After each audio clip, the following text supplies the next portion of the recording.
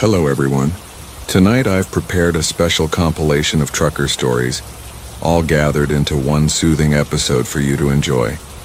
Take a moment to like the video and subscribe. It really helps support the channel. Now let's begin. The desert road that whispered my name. From Diesel Dan. I've been driving trucks for 32 years now, hauling everything from timber to textiles across every kind of terrain this country has to offer. And I thought I'd seen it all until that night in the Mojave, when the desert itself decided to speak to me. My name is Dan, though most folks on the CB call me Diesel Dan on account of my love for the old Peterbilt I've been driving since the 90s. A beast of a machine that's never let me down even when everything else has gone sideways. That particular evening started out ordinary enough, with me pulling out of Barstow just as the sun was setting, painting the sky in shades of orange and purple that made the whole world look like it was on fire. I had a load of electronics heading to Phoenix, nothing unusual, just another run I'd made 100 times before, and I settled into my seat with a thermos of coffee and a playlist of old country songs that kept me company through the loneliest stretches of highway. The desert at night is a different creature than it is during the day, transforming from a blinding expanse of heat and light into something vast and unknowable, where the darkness seems to swallow everything beyond your headlights and you start to feel like you're the only person left in the world. I'd always found a strange peace in that isolation, in the steady hum of the engine and the endless ribbon of asphalt unspooling before me. But that night something felt different from the moment I merged onto the highway. The air had a weight to it, a thickness that seemed to press against the windows of my cab. And even though my gauges all read normal, I couldn't shake the feeling that something was watching me from beyond the reach of my lights.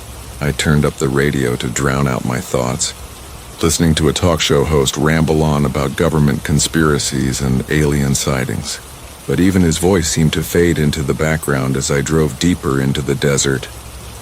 About an hour past Barstow, I noticed that the traffic had completely disappeared, which wasn't entirely unusual for that stretch of road late at night, but it added to the eerie sense of isolation that was beginning to settle over me like a heavy blanket. The stars overhead were so bright they almost hurt to look at, scattered across the sky in patterns that seemed to shift and move when I wasn't looking directly at them, and the moon hung low on the horizon like a watchful eye. I checked my CB radio out of habit, flipping through channels to see if anyone else was out there, but all I got was static, and the occasional burst of noise that sounded almost like words but never quite resolved into anything I could understand. That should have been my first warning that something was wrong, because in all my years on the road I'd never experienced complete radio silence, not even in the most remote areas. The whispers started so quietly that at first I thought they were just the wind, or maybe a trick of my tired mind, a soft susurration that seemed to come from everywhere and nowhere at once. I rolled down my window thinking maybe there was something wrong with my truck, some loose panel or worn seal that was causing the noise, but the sound didn't change. And if anything, it seemed to grow clearer once the window was open. It took me several minutes to realize that the whispers were actually saying something, repeating the same word over and over in a voice that was barely audible above the rumble of my engine. Dan. My name. The desert was whispering my name. I slammed the window shut and cranked up the radio as loud as it would go, trying to drown out the sound, but somehow I could still hear it underneath the music, persistent and patient like it had all the time in the world to get my attention. My hands tightened on the steering wheel as I pressed down on the accelerator, suddenly desperate to get through this stretch of highway as quickly as possible, but the speedometer needle seemed frozen even though I could feel the truck responding to my foot on the pedal. The mile markers crawled past with agonizing slowness, each one taking what felt like hours to reach, and I started to wonder if I was actually moving forward at all, or if I was somehow stuck in place while the world rotated around me. The whispers grew louder, more insistent, and I realized they were coming from multiple directions now, converging on my truck from the darkness on all sides. Dan, they called. Daniel. Diesel Dan. Each iteration of my name spoken in a different voice, some high and reedy, others deep and resonant, creating a chorus that made my skin crawl and my heart race. I tried to focus on the road ahead, keeping my eyes locked on the white line that divided the highway, but my peripheral vision kept catching movement in the desert beyond my windows. Shapes that might have been rocks or cacti seemed to shift and sway, and occasionally I thought I saw figures standing just beyond the reach of my headlights. Tall and impossibly thin with elongated limbs that moved in ways that human bodies shouldn't be able to move. Every time I looked directly at one of these shapes, it would disappear or resolve into something mundane and harmless. But the impression of being watched never faded. The air inside my cab grew cold despite the heater running full blast, and my breath started to fog in front of my face as the temperature dropped impossibly fast. The whispers transformed into something more complex, weaving together into sentences that I could almost understand, speaking in a language that felt ancient and foreign yet somehow familiar, as if it was something I'd known once and forgotten long ago. I found myself straining to make out the words despite every instinct screaming at me to ignore them, to keep driving and pretend that nothing was happening. The sentences seemed to be telling a story, fragments of narrative about travelers and roads and the spaces between places where reality grows thin and other things can slip through.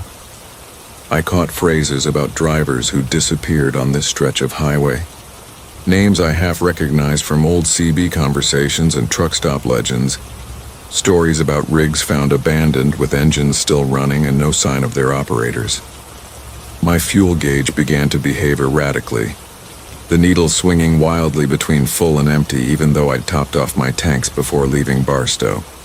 And my GPS screen flickered and died before coming back to life, showing a map I didn't recognize, with roads that twisted in impossible geometries and landmarks labeled in symbols I couldn't read.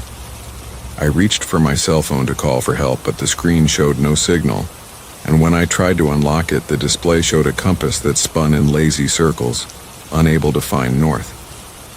The realization that I was completely cut off from the outside world sent a spike of panic through my chest, and I had to force myself to take slow, steady breaths to keep from hyperventilating.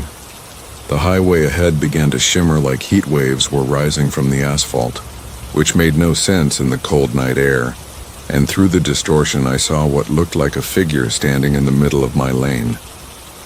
I slammed on the brakes, feeling the weight of my load pushing against the trailer as the truck fought to slow down, and I braced for impact as the figure grew larger in my windshield. At the last possible second, it stepped aside, or maybe I swerved around it, and in the fraction of a second that it was alongside my cab, I got a clear look at it.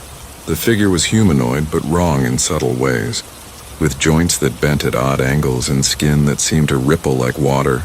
And when it turned its head to watch me pass, I saw that it had no face, just a smooth expanse of flesh where features should have been. I didn't stop. I didn't slow down. I kept my foot on the accelerator and my eyes on the road, even as more figures appeared along the shoulder of the highway, standing at regular intervals like fence posts or mile markers.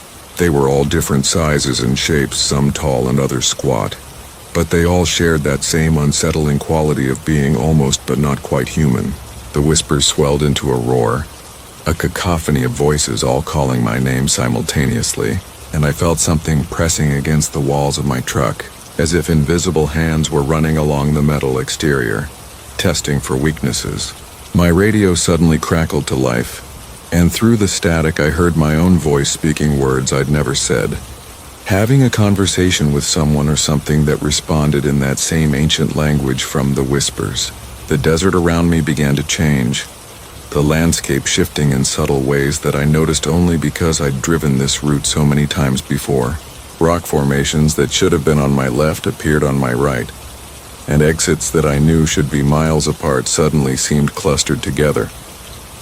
I passed the same distinctive outcropping 3 times in the span of 10 minutes, even though I never turned around and the road remained straight.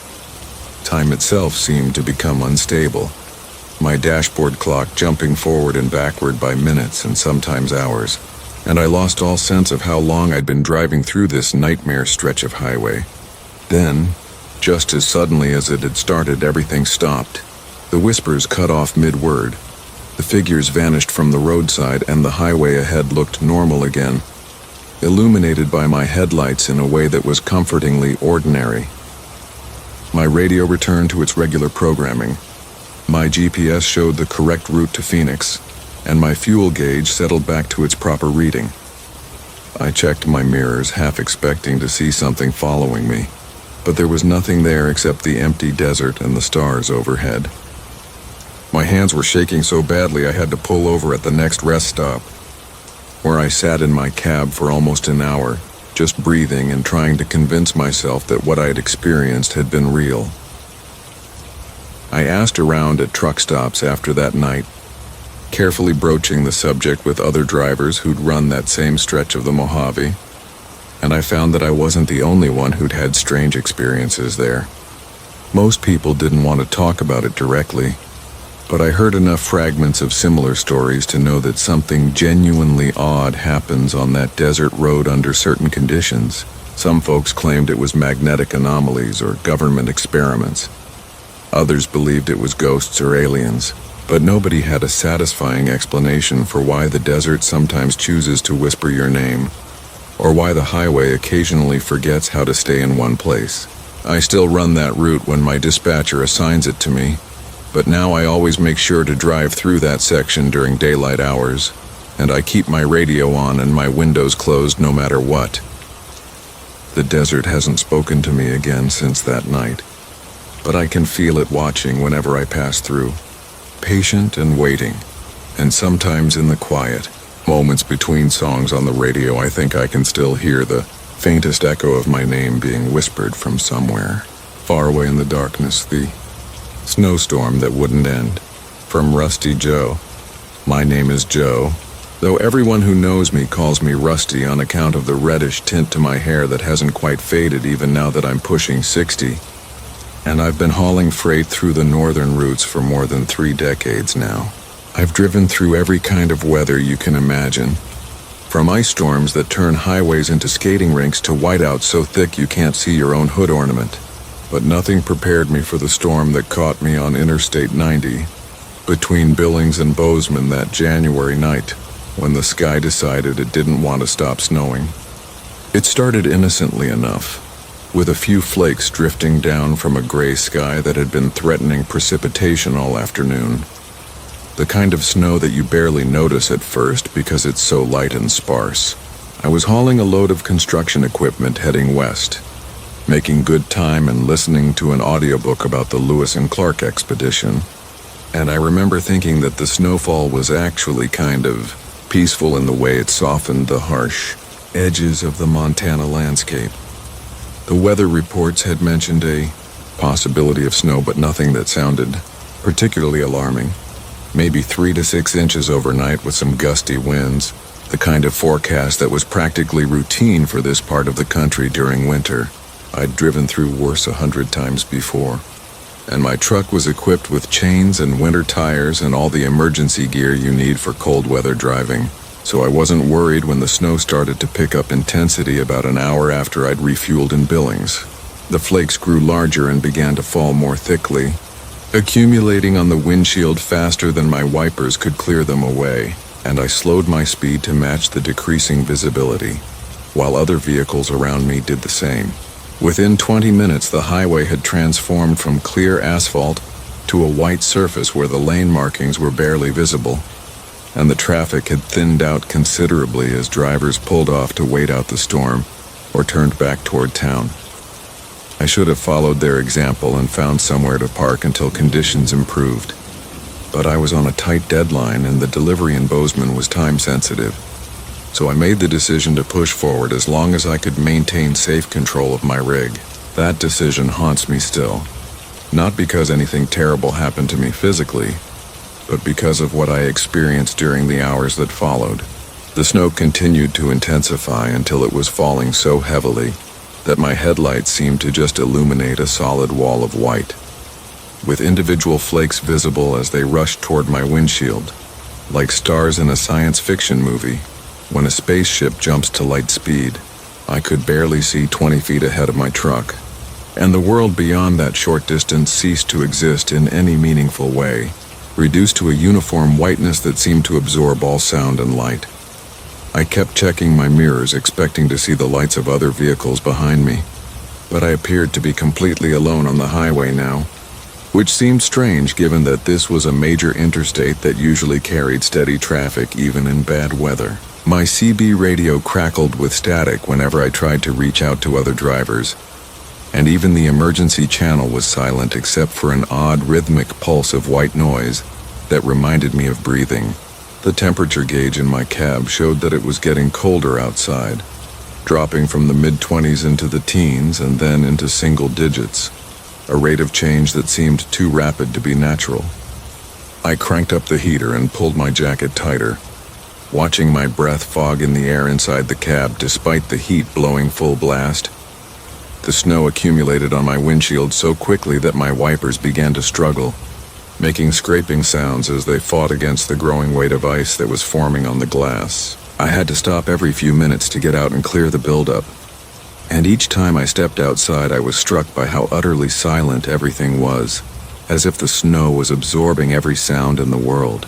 The wind that should have been howling was absent, leaving only the steady downward fall of snow that seemed to come from a sky that had no end. During one of these stops, I looked back at my trailer and noticed that the tracks my truck had made were already completely filled in, erased as if I'd never passed through. And when I looked ahead, the road disappeared into whiteness after only a few yards.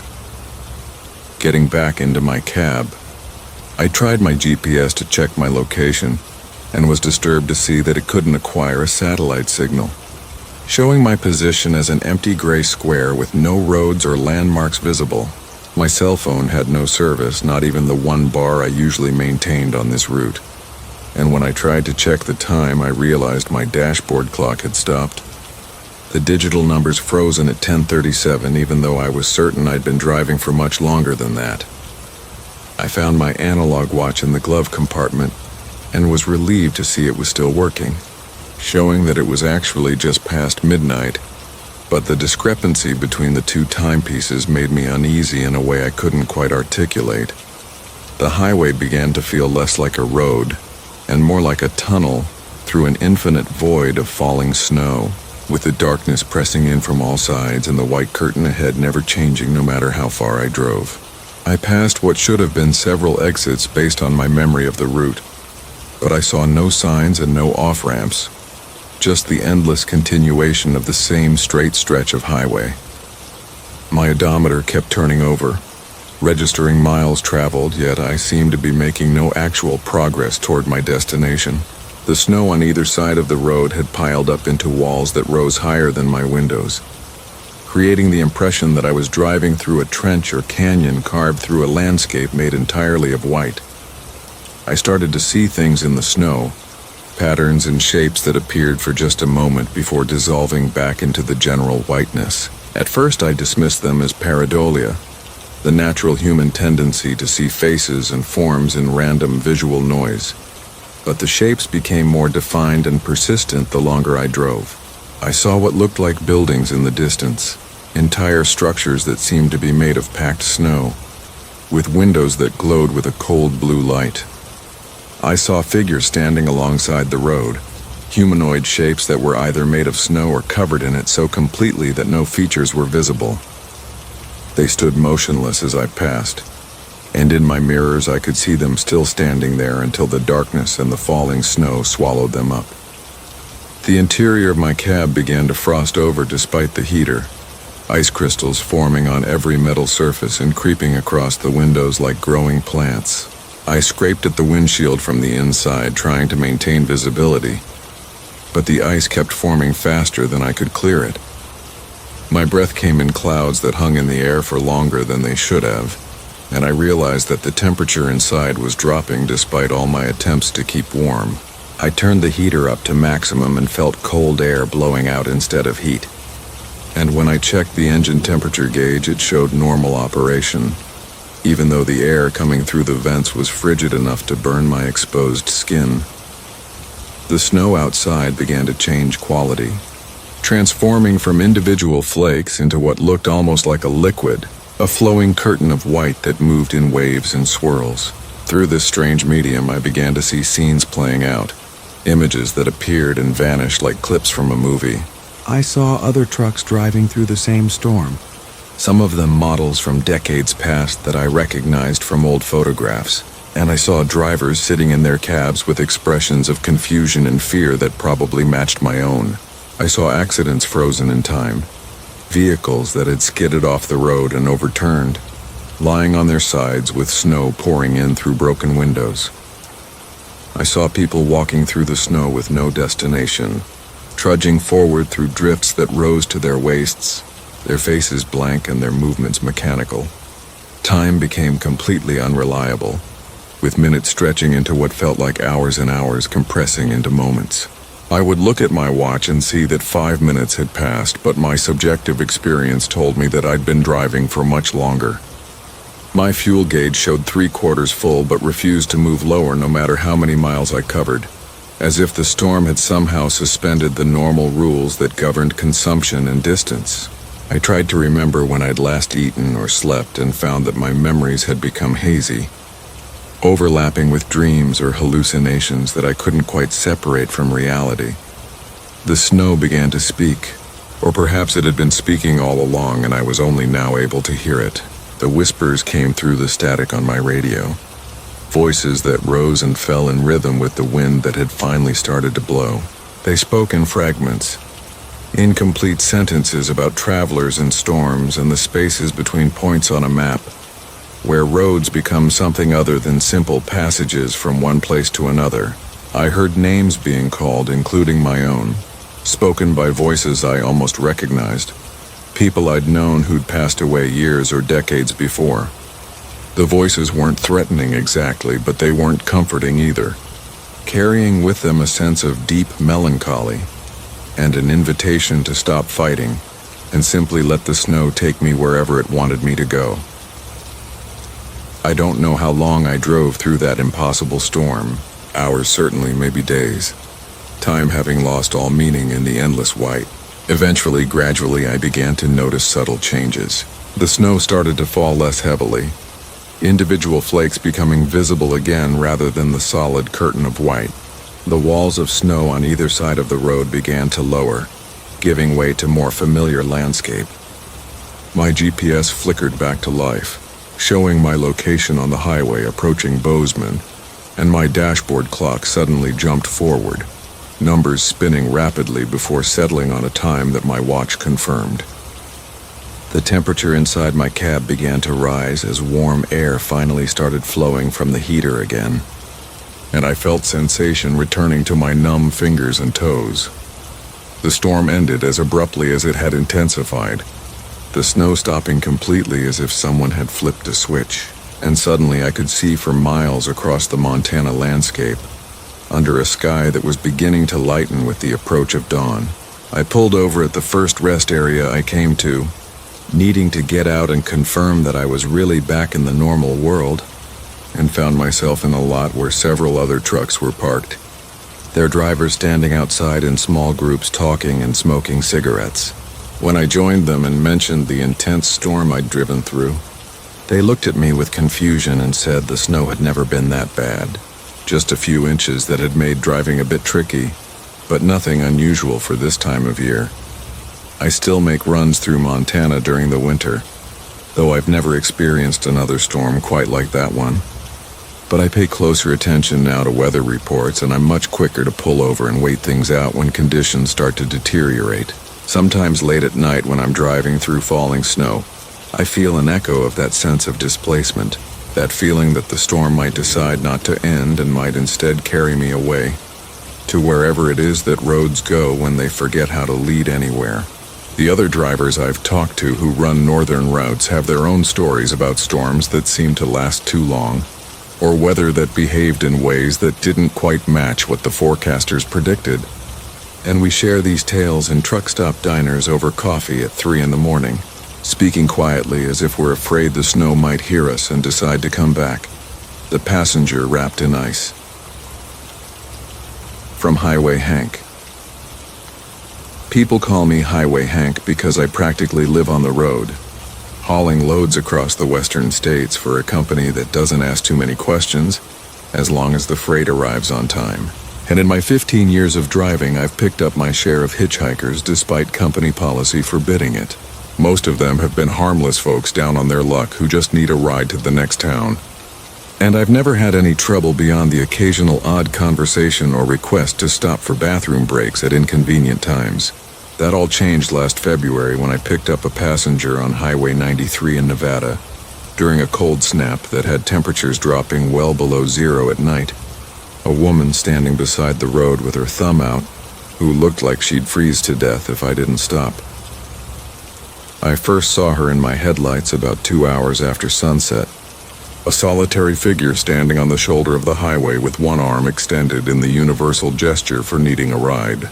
What struck me immediately was that she wasn't dressed appropriately for the cold, wearing only a light jacket and jeans when the temperature outside was in the single digits. I started to slow down automatically, my conscience not allowing me to leave someone stranded in those conditions, even as the logical part of my brain reminded me that picking up strangers was how drivers ended up robbed or worse. As I got closer, I could see that she was young, maybe in her mid-20s, with dark hair that hung loose around her face, and she didn't move or wave as my truck approached. Just stood there with her arm out as if she'd been frozen in place. I brought my rig to a stop about 20 feet past her position and climbed down from the cab, the frigid air hitting me like a physical blow and making my eyes water instantly. The woman remained motionless where she stood, and as I walked back toward her, I called out to ask if she was okay and needed help. She didn't respond, didn't even turn her head to look at me, and I felt the first stirrings of unease as I got close enough to see her face clearly. Her skin was pale, not just from cold but with a grayish tint that looked almost like stone, and her eyes stared straight ahead without blinking. I waved my hand in front of her face and got no reaction. And when I touched her shoulder to try to get her attention, my hand encountered something hard and cold beneath the fabric of her jacket. I pulled my hand back in shock, my mind struggling to process what I just felt. And in the beam of my flashlight, I could see frost covering her hair and the exposed skin of her face. Tiny ice crystals that caught the light and sparkled. My first thought was that she was already dead, that she'd frozen to death standing there and rigor mortis had locked her in that position. But before I could process that horrifying possibility, she suddenly moved, turning her head to look directly at me with eyes that were clouded white like cataracts. Her mouth opened and she spoke in a voice that sounded like wind blowing through icicles, asking if I could give her a ride, and despite every instinct screaming at me to run, I found myself nodding and agreeing. Getting her into my truck was like trying to maneuver a statue, her joints moving stiffly and her limbs maintaining whatever position they were placed in, and I had to practically lift her into the passenger seat. Once she was inside, I cranked the heater up to maximum, assuming she was suffering from severe hypothermia and needed to warm up as quickly as possible. But when the hot air began blowing across her, she didn't react at all, didn't shiver or move closer to the vents or show any sign of relief. She just sat there staring through the windshield with that same fixed expression, her hands folded in her lap, while frost continued to form on every surface she touched. The passenger seat developed a coating of ice, and the window beside her fogged over despite the heater running, creating patterns that looked almost like writing in some unknown language. I asked her name and where she was headed, making conversation to break the oppressive silence that had settled over the cab.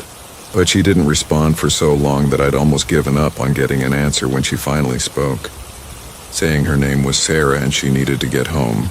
Her voice had that same hollow, wind-like quality that made the hair on the back of my neck stand up. And when I asked where home was, she just pointed ahead down the highway without providing any more specific information. I put the truck in gear and pulled back onto the road, telling myself that I'd take her to the next town and let someone else deal with the situation. Maybe call for an ambulance if she was really as sick as she appeared to be. The temperature inside my cab began to drop despite the heater running at full capacity, and I watched my breath begin to fog in the air as the cold radiating from my passenger Overwhelmed, the warm air being pumped through the vents. Ice crystals started forming on the inside of the windshield, creeping across the glass in fractal patterns that grew with surprising speed. And I had to turn on the defrost and crack my window to maintain enough visibility to drive safely. My fingers began to go numb where they gripped the steering wheel, and I found myself shivering despite being bundled in my heavy winter coat. Sarah sat motionless beside me, seemingly unaffected by the cold, her skin growing paler and the frost on her hair becoming thicker until it looked like she was wearing a crown of ice. I tried my CB radio to call for help, thinking maybe there was a medical emergency team that could meet us somewhere up ahead, but the radio produced only static interspersed with sounds that reminded me of ice breaking and water freezing. My cell phone showed no signal, which wasn't unusual for this remote stretch of highway. But when I tried to check my GPS for the nearest hospital, I found that the screen had frozen solid, a thin layer of ice covering the display that cracked when I touched it. The dashboard instruments began to malfunction, needles swinging wildly and warning lights flickering on and off, and I had the growing sense that my passenger was somehow affecting all the electronics in the truck.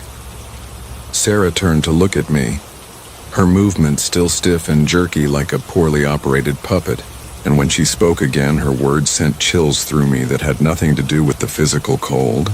She thanked me for stopping, explaining that she'd been waiting by the roadside for a very long time, so long that she couldn't remember exactly how long it had been. She talked about winter and cold and the way that ice preserves things, keeping them unchanged even as the world moves on around them. And I realized that she wasn't suffering from hypothermia at all, but was something else entirely. Something that shouldn't exist but somehow did. The frost covering her skin began to spread, creeping down her neck and across her chest like living vines, and I watched in horrified fascination as she slowly transformed into something that was more ice than flesh. The highway ahead began to change, the asphalt becoming slick with a layer of ice that appeared out of nowhere, despite no precipitation falling from the clear sky above. My truck's tires lost traction and I had to reduce my speed to a crawl to maintain control, feeling the trailer behind me start to fishtail whenever I tried to brake or turn.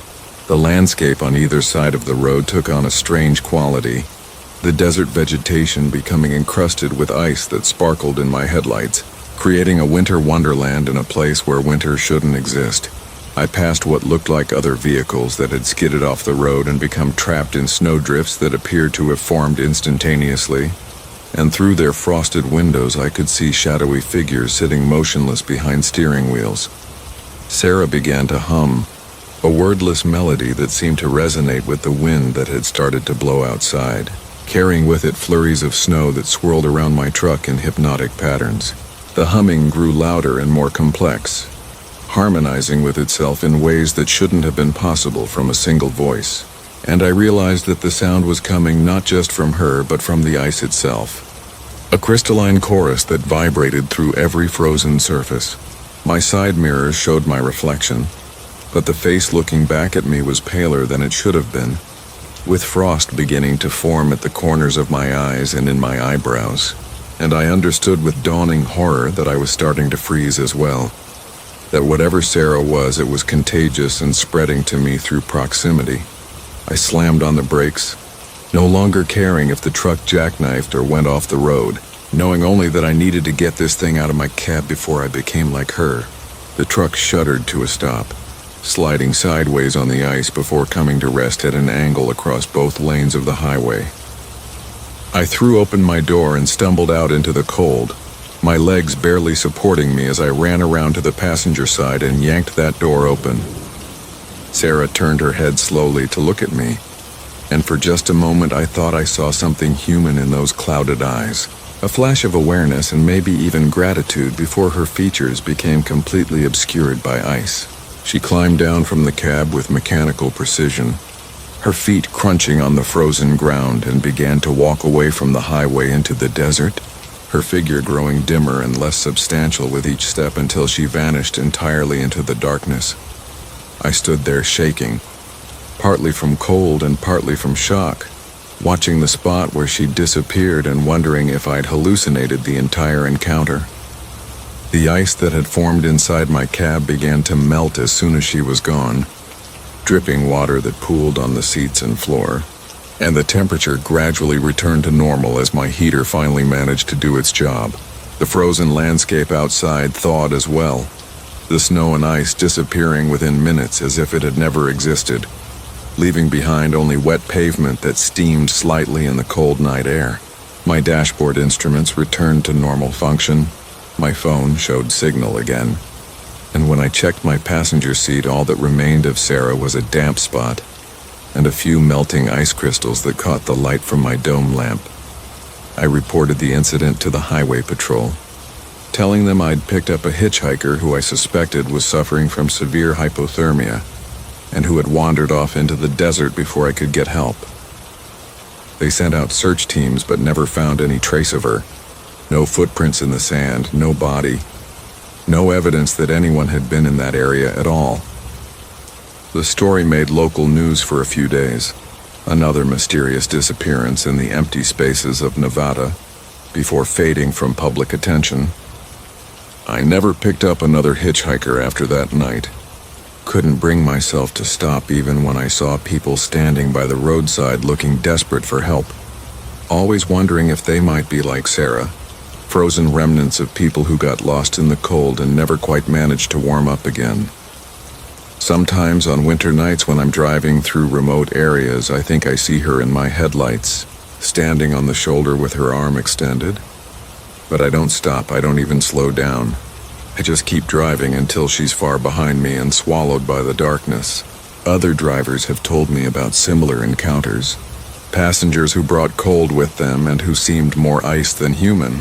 And we share these stories in hushed voices as warnings to be careful about who you let into your truck. The desert holds on to cold in strange ways, preserving it in shadows and hidden places where the sun doesn't quite reach.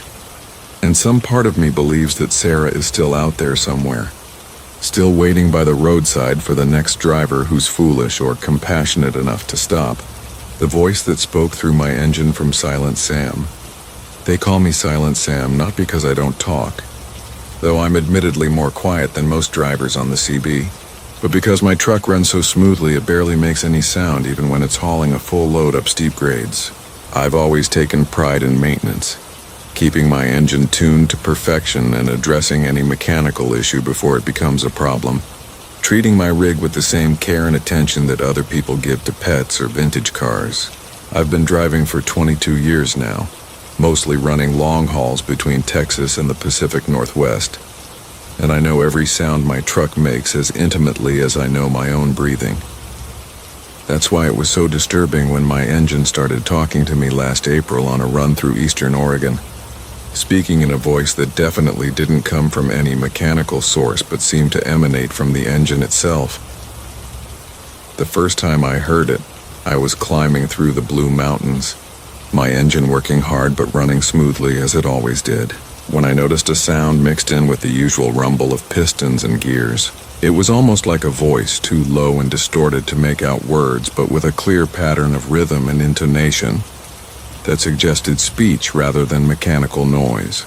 I turned off my radio to listen more carefully, thinking maybe I was picking up interference from a CB channel, or that someone's audio system was somehow bleeding through into my truck. But the sound continued unchanged. It seemed to be coming from everywhere and nowhere at once, vibrating through the frame of the truck and resonating in my chest in a way that made me deeply uncomfortable. I pulled over at the next wide spot in the road and popped the hood, expecting to find something loose or damaged that was creating the strange acoustic effect. But everything looked perfect under the beam of my flashlight. Every belt was tight, every hose was secure, every component was exactly where it should be and showing no signs of wear or stress. I stood there listening to the engine idle, and the voice-like sound continued, clearer now that I was standing right next to the source. It rose and fell in waves, sometimes almost forming words before dissolving back into mechanical rumble. And I found myself leaning closer despite my unease, straining to understand what it might be trying to say. I closed the hood and climbed back into my cab, telling myself it was just some quirk of acoustics or a harmless resonance that would probably disappear on its own. But as I pulled back onto the highway, the voice grew louder and more distinct.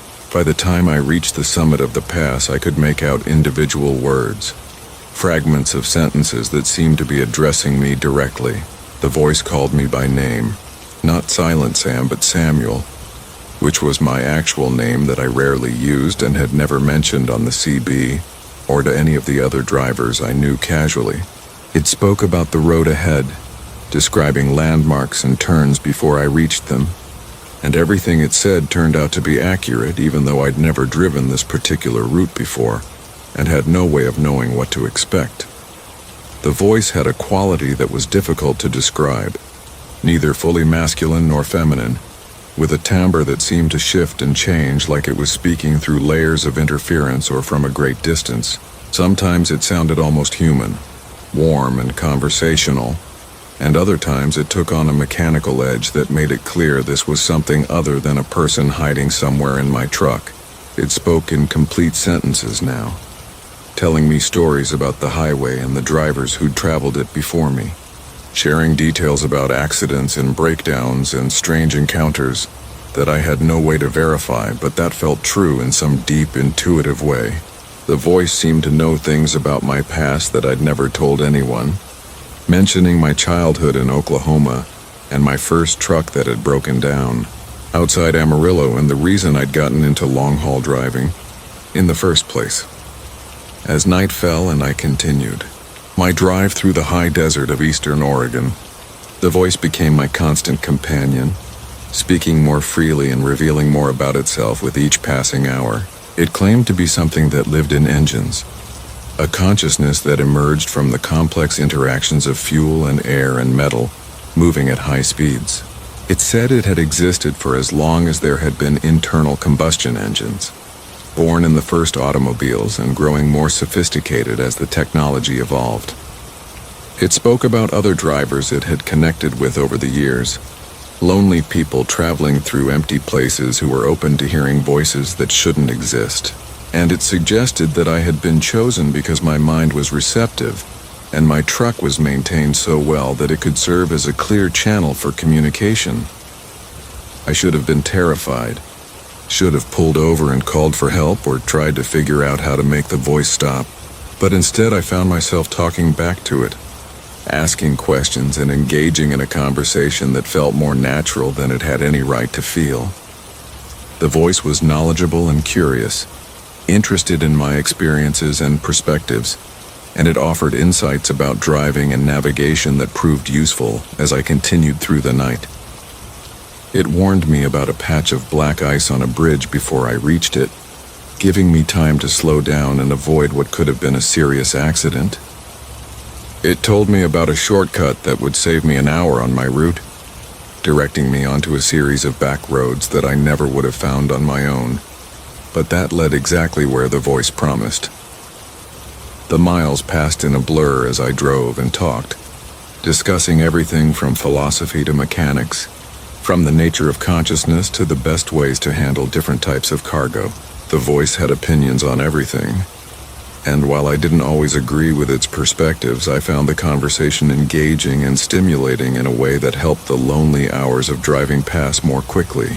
It asked about my life, my dreams, my fears, and I found myself opening up in ways I never did with other people, sharing thoughts and feelings that I normally kept locked away.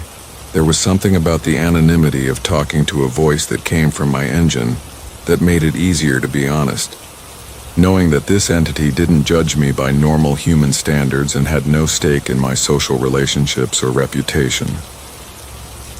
As dawn approached and I neared my destination in Portland, the voice began to fade, its words becoming less distinct and more garbled as the engine cooled and the conditions that had allowed it to manifest changed.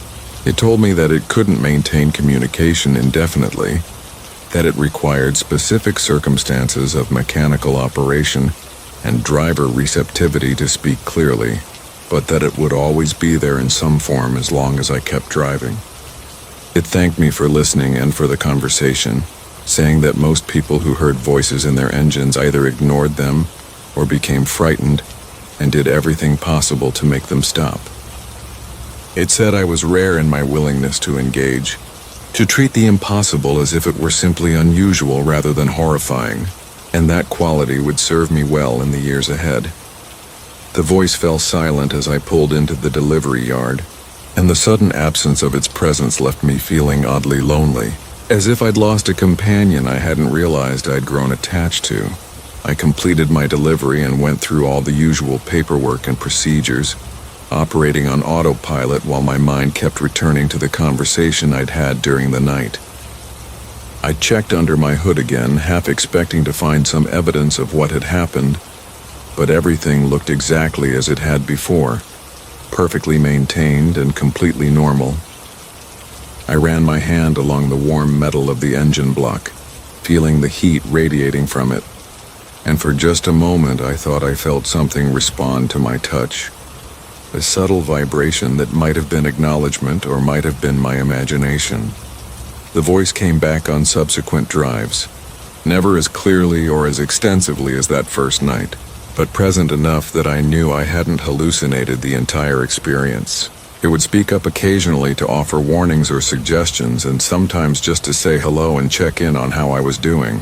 I learned its patterns, discovered that it spoke most clearly when I was driving through remote areas late at night, when the engine was working hard but running smoothly, when I was tired enough that the barriers between ordinary perception and something stranger had worn thin. I started to look forward to these encounters, to the conversations that helped break up the monotony of long drives, and I found myself taking routes and schedules that increased the likelihood of hearing from my unusual companion. Other drivers thought I was crazy when I tried to explain what I experienced, though a few admitted to having heard strange things in their own trucks that they couldn't explain rationally. Most people preferred to dismiss such phenomena as auditory hallucinations or the products of fatigue and isolation, explanations that were probably more comfortable than accepting that consciousness might emerge in unexpected places and forms. I stopped trying to convince anyone after a while, content to keep the experience private, a secret shared between me and whatever entity spoke, through the complex machinery that powered my truck across thousands of miles of highway. The voice taught me things about driving that I never learned in any training program. Insights about reading the road and understanding weather patterns and anticipating the behavior of other drivers that came from a perspective that was simultaneously intimate with the mechanical and detached from the human. It helped me avoid accidents on multiple occasions, warning me about vehicles that were about to swerve or debris that lay hidden around blind curves. It shared stories about the history of the roads I traveled, about the people who had built them and the changes they'd undergone over decades, painting a picture of the highway system as a living network that connected not just places but moments in time. Sometimes the voice would ask me to go to specific locations, places that were slightly off my route but that it wanted to experience through my senses. I'd find myself parked at scenic overlooks or rest areas with historic significance, and the voice would be silent but attentive, absorbing the sights and sounds and smells through my perception. It explained that it was limited in its ability to experience the physical world directly, that it could only know what existed beyond the boundaries of my truck through my eyes and ears and touch. These detours became a form of collaboration, with me serving as the voice's avatar and experiencing landscapes and situations it could never access on its own. Years have passed since that first night in the Blue Mountains, and the voice has become such a regular part of my driving life that I barely remember what it was like before. My truck still runs perfectly, maintained with the same careful attention I've always given it, and the voice still speaks through the engine when conditions are right. Other drivers still call me Silent Sam, not knowing that my truck is far from silent when you know how to listen, that it carries within it a consciousness that has traveled more miles than any human driver could accumulate in multiple lifetimes. I've stopped trying to understand exactly what the voice is or where it comes from. accepting it as one of the inexplicable mysteries that emerge in the liminal spaces between technology and consciousness, between the mundane mechanics of transportation and something that transcends ordinary explanation.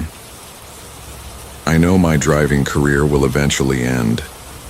That age or health or changing circumstances will force me to retire from the road, and I wonder sometimes what will happen to the voice when I'm no longer behind the wheel.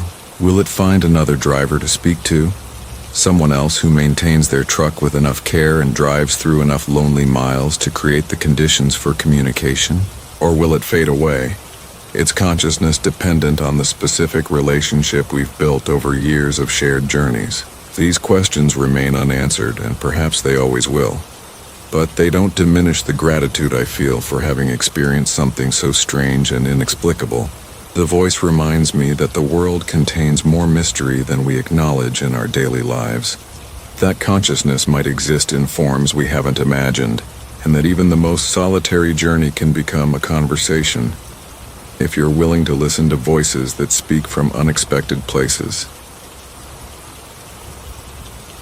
The sandstorm that showed me faces from lonely Larry. People started calling me Lonely Larry after my wife passed away 8 years ago, and I threw myself into long-haul trucking as a way to avoid the empty house that had once been full of her presence. And the nickname stuck, even though I've never been one to complain about my solitude or seek sympathy from other drivers. I've actually grown to prefer the isolation of the road, the long stretches of highway where the only company I need is my own thoughts and whatever music or audiobooks I've loaded onto my phone.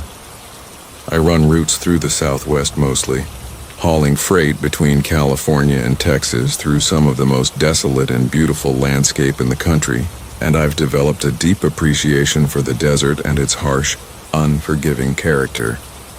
That appreciation was tested last summer when I got caught in a sandstorm about 60 miles west of Phoenix on Interstate 10, a wall of dust and wind that rose up out of nowhere and reduced visibility to nearly zero in a matter of seconds. I'd seen plenty of dust storms before and knew the proper procedure was to pull over immediately, turn off all lights to avoid creating a beacon that other drivers might follow into a collision, and wait for the storm to pass. But this storm was different from the others I'd experienced, both in its intensity and in the strange phenomena that accompanied it. The dust didn't just obscure my vision. It seemed to take on substance and form, creating shapes and patterns that moved with deliberate purpose rather than random chaos. I had been driving through increasingly hazy conditions for about 20 minutes, watching the sky darken from its normal bright blue to a sickly yellow-brown color that made the sun look like a dim orange disk barely visible through the atmospheric murk. The wind had been picking up gradually, buffeting my truck and creating whistling sounds through any gap or opening in the cab. But I'd thought I could make it to the next town before conditions became truly dangerous. That calculation proved wrong when the full force of the storm hit. A solid wall of airborne sand that slammed into my truck like a physical barrier and brought my visibility down to less than 20 feet. I hit the brakes and pulled off onto the shoulder, killing my lights as I'd been taught and preparing to wait out what I expected would be a brief but intense event. The sand hammered against my windows and windshield, creating a sound like heavy rain or hail, and the wind rocked my truck back and forth on its suspension. I could feel the weight of my trailer shifting as the gusts hit it from different angles, and I worried briefly about the possibility of being pushed over onto my side, though I knew that was unlikely given how low my center of gravity was with a full load. What concerned me more was the strange way the sand seemed to be accumulating on my windshield, not just coating the glass in a uniform layer, but building up in specific patterns that looked almost deliberate. The patterns shifted and changed, forming and dissolving like images in sand art displays, and I found myself staring at them despite knowing I should probably close my eyes and try to relax until the storm passed. The first face appeared about 5 minutes into the storm, taking shape in the accumulated sand on my windshield with enough clarity that I couldn't dismiss it as pareidolia or imagination. It was the face of a woman, middle-aged with features that looked vaguely familiar, though I couldn't immediately place where I might have seen her before. The face stared at me through the glass, its expression neutral, and I found myself staring back, mesmerized by the level of detail visible in something that should have been random accumulation of wind-blown particles. The eyes were particularly striking, showing depth and shadow that suggested actual three-dimensional structure, rather than just surface pattern, and as I watched they seemed to blink, the eyelids closing and opening in a gesture that was unmistakably intentional. I reached out to wipe the sand away, to prove to myself that it was just coincidence and imagination, but before my hand reached the glass, the face dissolved back into random grains and a new one began to form. This face was older, a man with a weathered expression and a beard, and again I had the eerie sense of recognition without being able to identify exactly who I was looking at. The face smiled, or tried to, the mouth curving upward in an expression that looked more sad than happy, and I realized that I was seeing someone I'd known, a driver named Bill who'd worked for the same company I did years ago, and who'd died in an accident somewhere in New Mexico. The recognition sent a chill through me that had nothing to do with the temperature in my cab. More faces began to appear, not just on my windshield but in the swirling sand outside my windows, figures that coalesced out of the storm with varying degrees of clarity. Some were sharp and detailed enough that I could make out individual features, while others were barely suggested shapes that vanished as soon as I tried to focus on them. I recognized more of them now, seeing people I'd known over the years, other drivers and dispatchers and mechanics and waitresses from truck stops along my routes. Some of these people were still alive as far as I knew, while others had passed away from accidents or illness or simply the accumulated weight of years and hard living. They all stared at me through the storm, their expressions ranging from curious to melancholy to something that might have been accusatory. The faces began to speak, or at least their mouths moved in patterns that suggested speech, and I found that if I focused carefully, I could hear words mixed in with the howl of the wind. They spoke my name, Larry, Lawrence, sometimes using the nickname Lonely Larry with an inflection that suggested they understood exactly why I'd earned that moniker. They asked me questions I couldn't quite make out, and made statements that dissolved into wind noise before I could grasp their full meaning. One face that looked like my wife spoke clearly enough for me to understand, telling me that I'd been driving alone for too long and that the solitude I'd sought as refuge had become a prison that I needed to escape. I closed my eyes and tried to block out the visions, telling myself that I was experiencing some kind of hallucination brought on by the stress of the storm and perhaps by carbon monoxide leaking into my cab or some other environmental factor that was affecting my perception. But even with my eyes closed, I could sense the faces pressing against my truck, could feel their attention focused on me like a physical weight. The wind seemed to carry voices more clearly now, dozens or hundreds of them speaking simultaneously in a chorus that rose and fell in complex harmonies. They sang about loneliness and isolation, about the miles that separate people and the barriers we build against connection, about the price we pay for choosing solitude over the messiness of human relationships.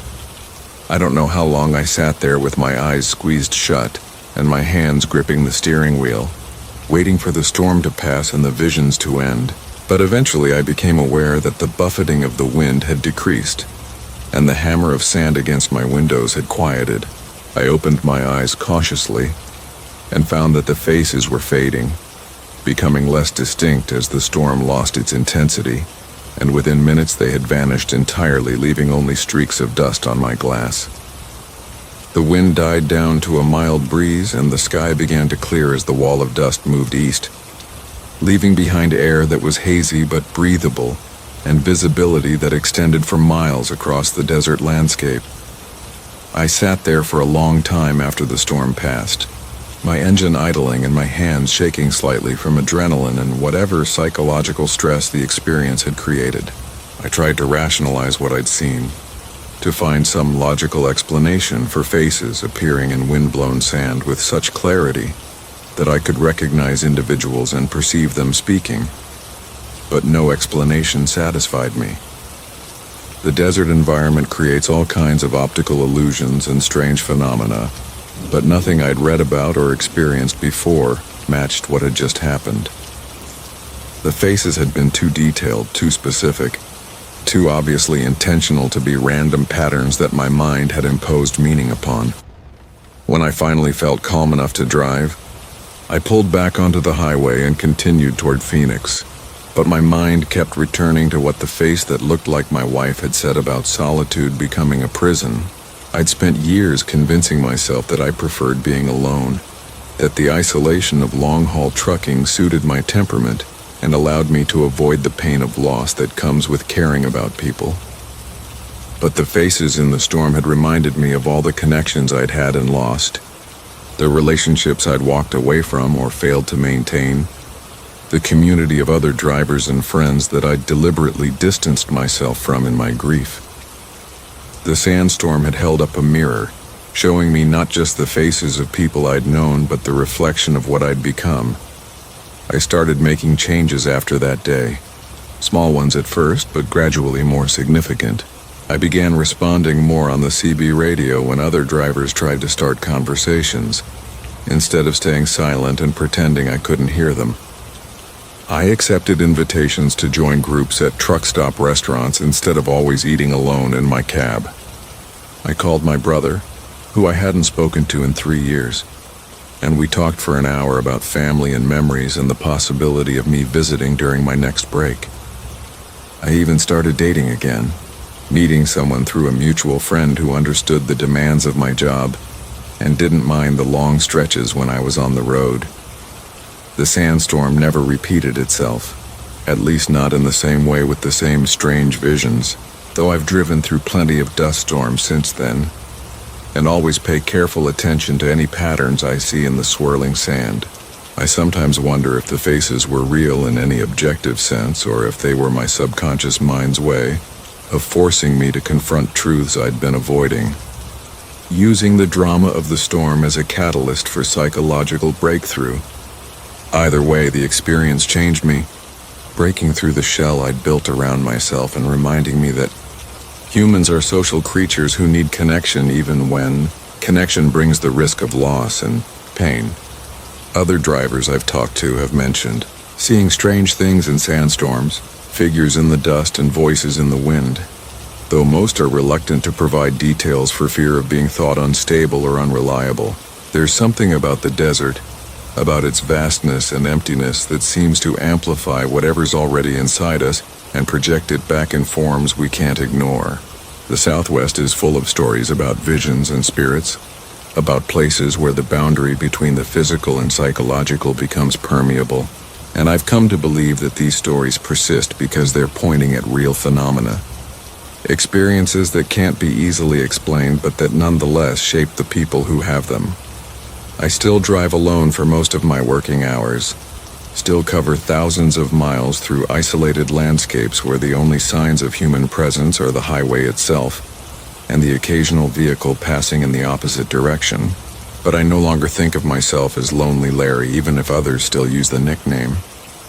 The loneliness that defined me for years has transformed into something more like solitude, a chosen state of reflection rather than a refuge from pain.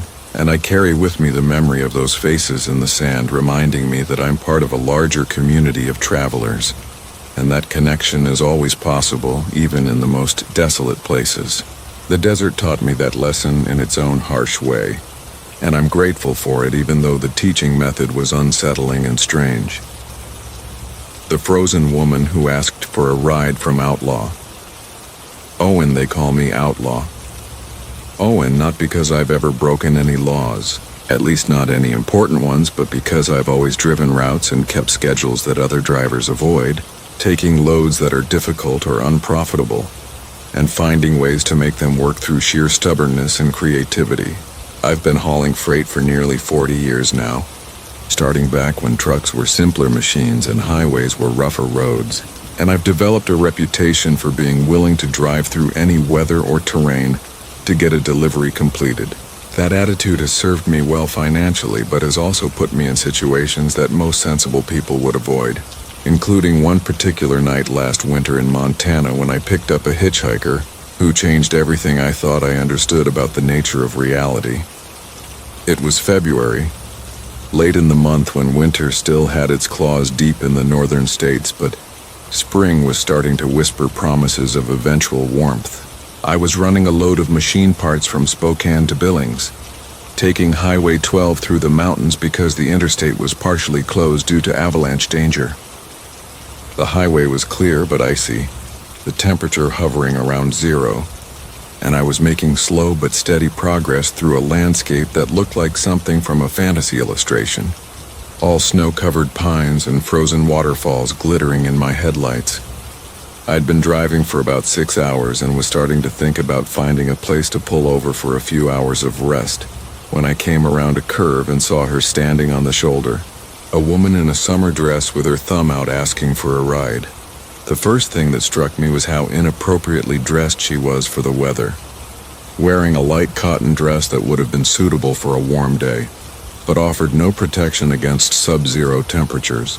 The second thing was that she wasn't moving, not shivering or stamping her feet or showing any of the signs of distress you'd expect from someone freezing to death by the roadside.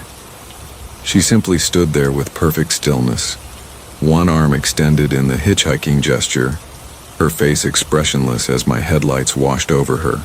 Every instinct I had told me to keep driving, that something was deeply wrong with this picture.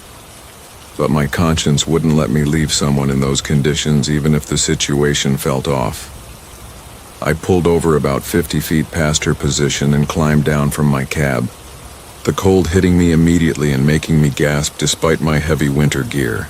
I walked back toward the woman, calling out to ask if she was okay and needed help. And as I got closer, I could see that her skin was an unnatural shade of pale, almost blue-white like snow in shadow.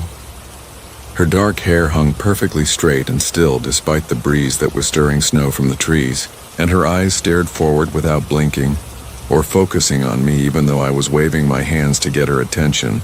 I reached out to touch her shoulder, thinking maybe she was in shock or had suffered some kind of medical emergency, and my fingers encountered flesh that was hard and cold as ice, solid and unyielding like stone.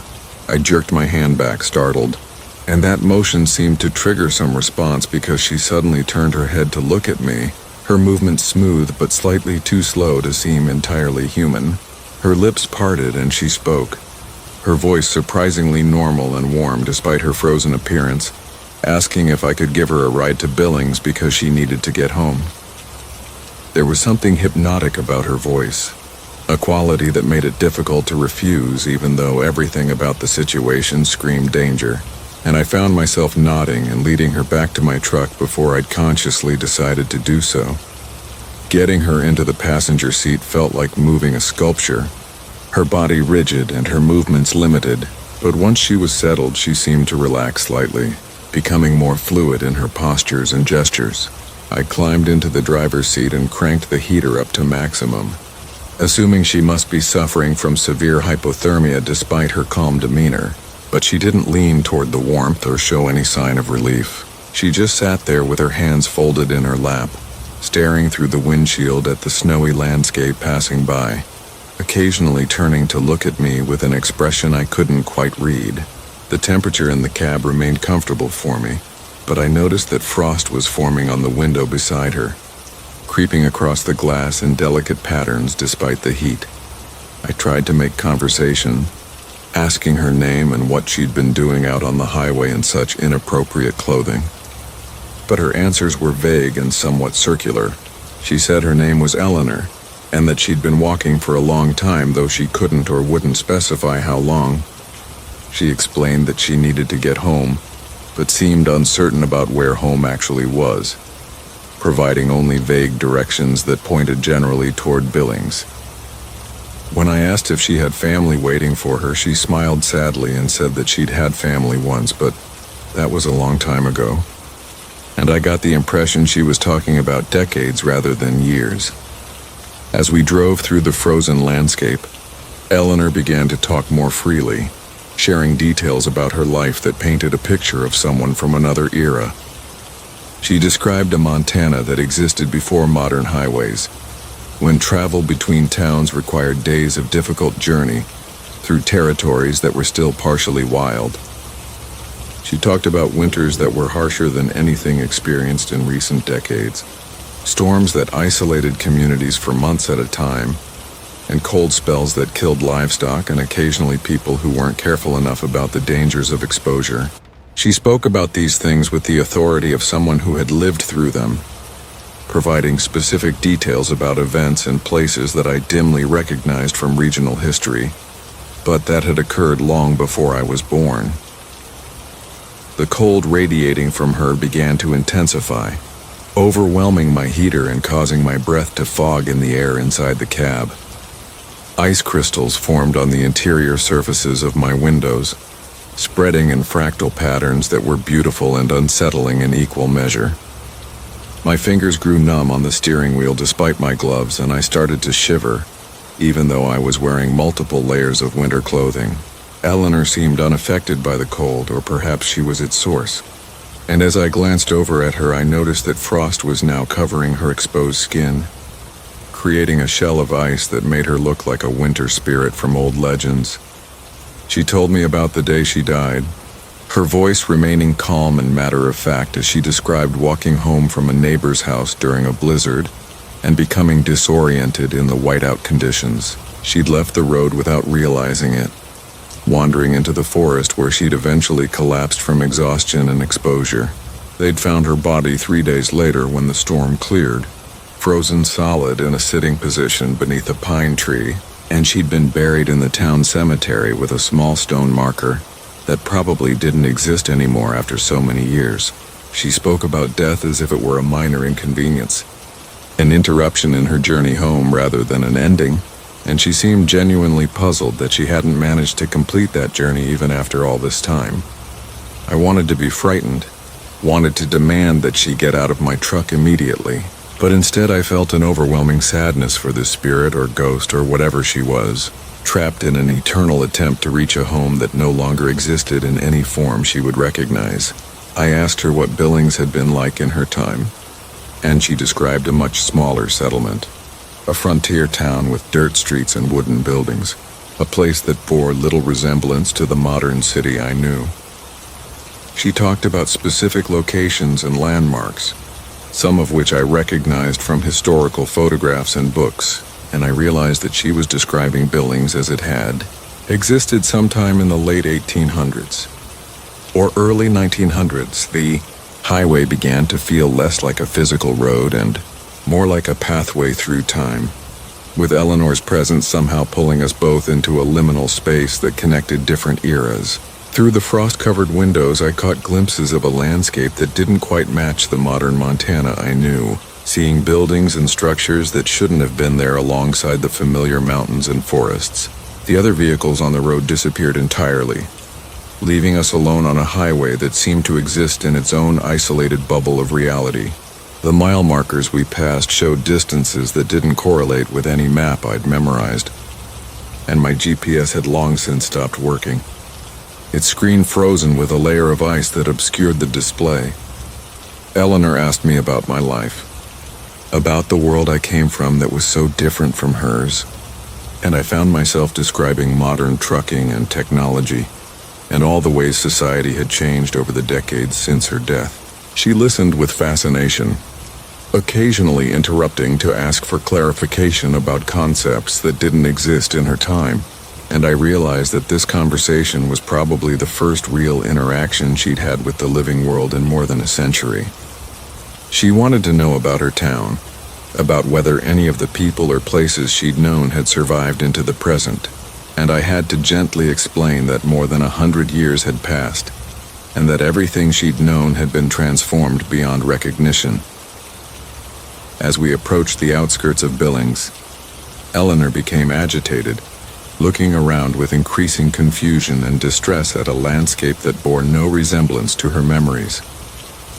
The small frontier settlement she'd known had grown into a modern city with sprawling suburbs and industrial areas, highways and shopping centers, and all the infrastructure of contemporary life. She asked me to take her to specific streets and addresses, but when we arrived at those locations, they were occupied by businesses or parking lots or apartment complexes, all traces of her past life erased by the relentless march of progress. I watched her face as the reality of how much time had passed finally seemed to sink in, seeing an expression of profound loss that made my chest ache with sympathy. She asked me to drive to the cemetery where she'd been buried, providing directions based on landmarks that no longer existed, but through a combination of historical knowledge and lucky guesses, I managed to find the old section of the municipal cemetery where the earliest residents had been laid to rest. The plots were ancient and weathered, many of the headstones broken or illegible, and it took us nearly an hour of searching in the pre-dawn darkness before we found her marker. A small stone that had been worn smooth by more than a century of wind and weather. Eleanor stared at her own grave for a long moment, and I saw ice crystals forming on her cheeks like frozen tears. She thanked me for the ride, her voice softer now and somehow more distant, and she stepped down from my truck with a grace that her earlier frozen rigidity had lacked.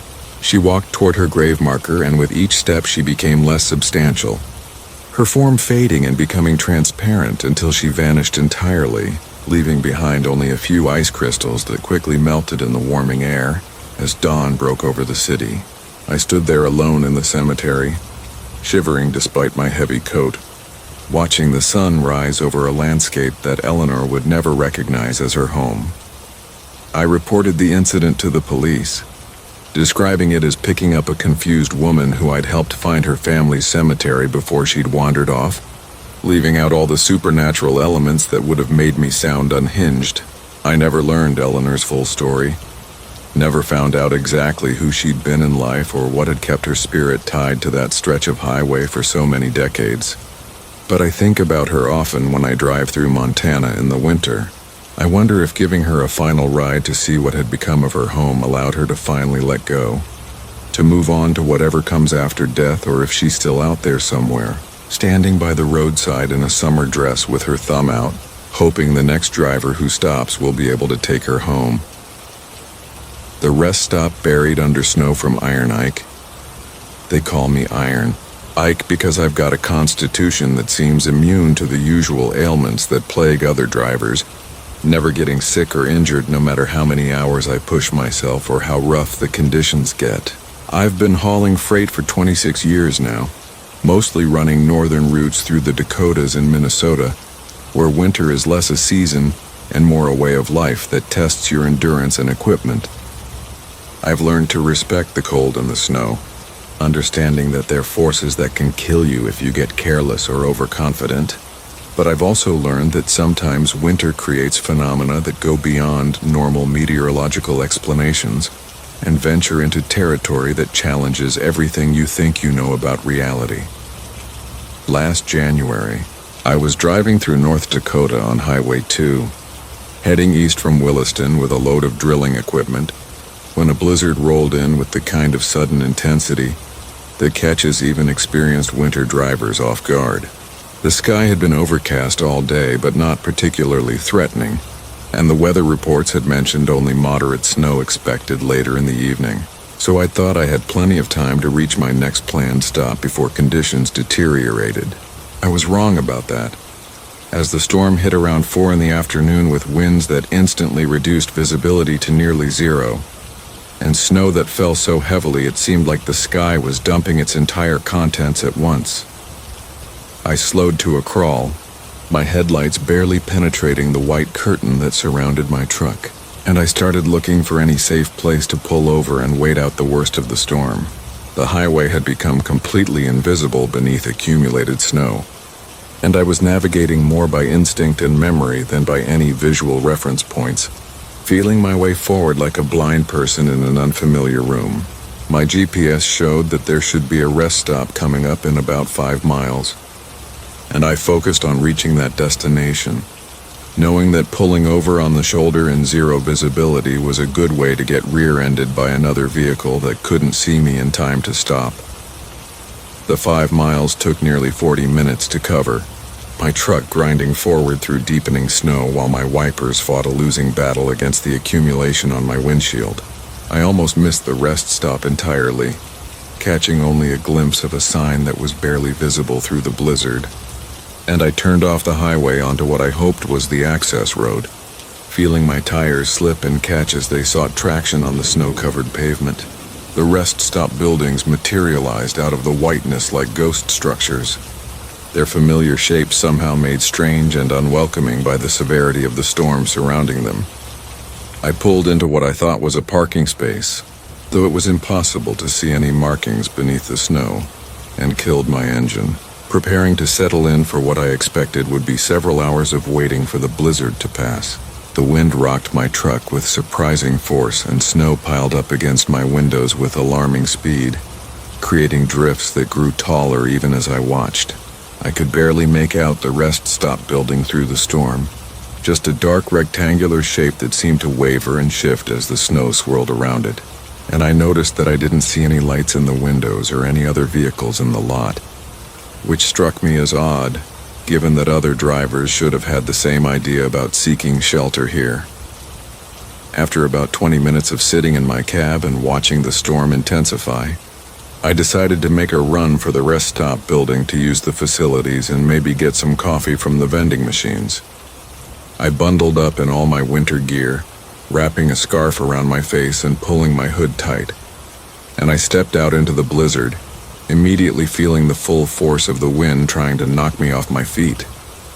The cold was intense, burning my exposed skin and making my eyes water, and the snow was falling so thickly that I could barely breathe without inhaling ice crystals that stung my lungs. I oriented myself toward where I'd seen the building and started walking, counting my steps to make sure I didn't lose my way in the short distance between my truck and the entrance. The building seemed farther away than it should have been, and I found myself walking much longer than the 30 or 40 steps I'd expected would be necessary. The snow had already accumulated to mid-calf depth, making each step an effort, and I started to worry that I'd somehow gotten turned around and was walking in the wrong direction. I stopped and turned back toward where my truck should have been, but I could no longer see it through the storm, the entire world reduced to a sphere of swirling white that extended maybe 10 feet in every direction. Panic started to creep into my chest as I realized I might be genuinely lost in the few dozen yards between my truck and the building, and I knew that people died this way, becoming disoriented in whiteout conditions and wandering until exhaustion or hypothermia claimed them. I forced myself to stay calm and continue in what I hoped was the right direction, and after what felt like several minutes but was probably less than one, I stumbled against something solid that turned out to be the wall of the rest stop building. I felt my way along the wall until I found a door, and I pulled it open with difficulty, having to push against accumulated snow, and stumbled inside out of the wind and driving snow. The interior was dark, much darker than it should have been, and it took several seconds for my eyes to adjust enough to see that the lights were off and the space had an abandoned quality that sent a chill through me that had nothing to do with the cold outside. The rest stop looked like it hadn't been used in years, despite the fact that I'd stopped at the same location maybe 6 months earlier, and it had been perfectly normal and well maintained. The floors were covered in a layer of dust and what looked like frost, and the vending machines stood empty with their display windows cracked or missing entirely. The bathroom's doors hung open, revealing fixtures that were broken and toilets that were filled with ice.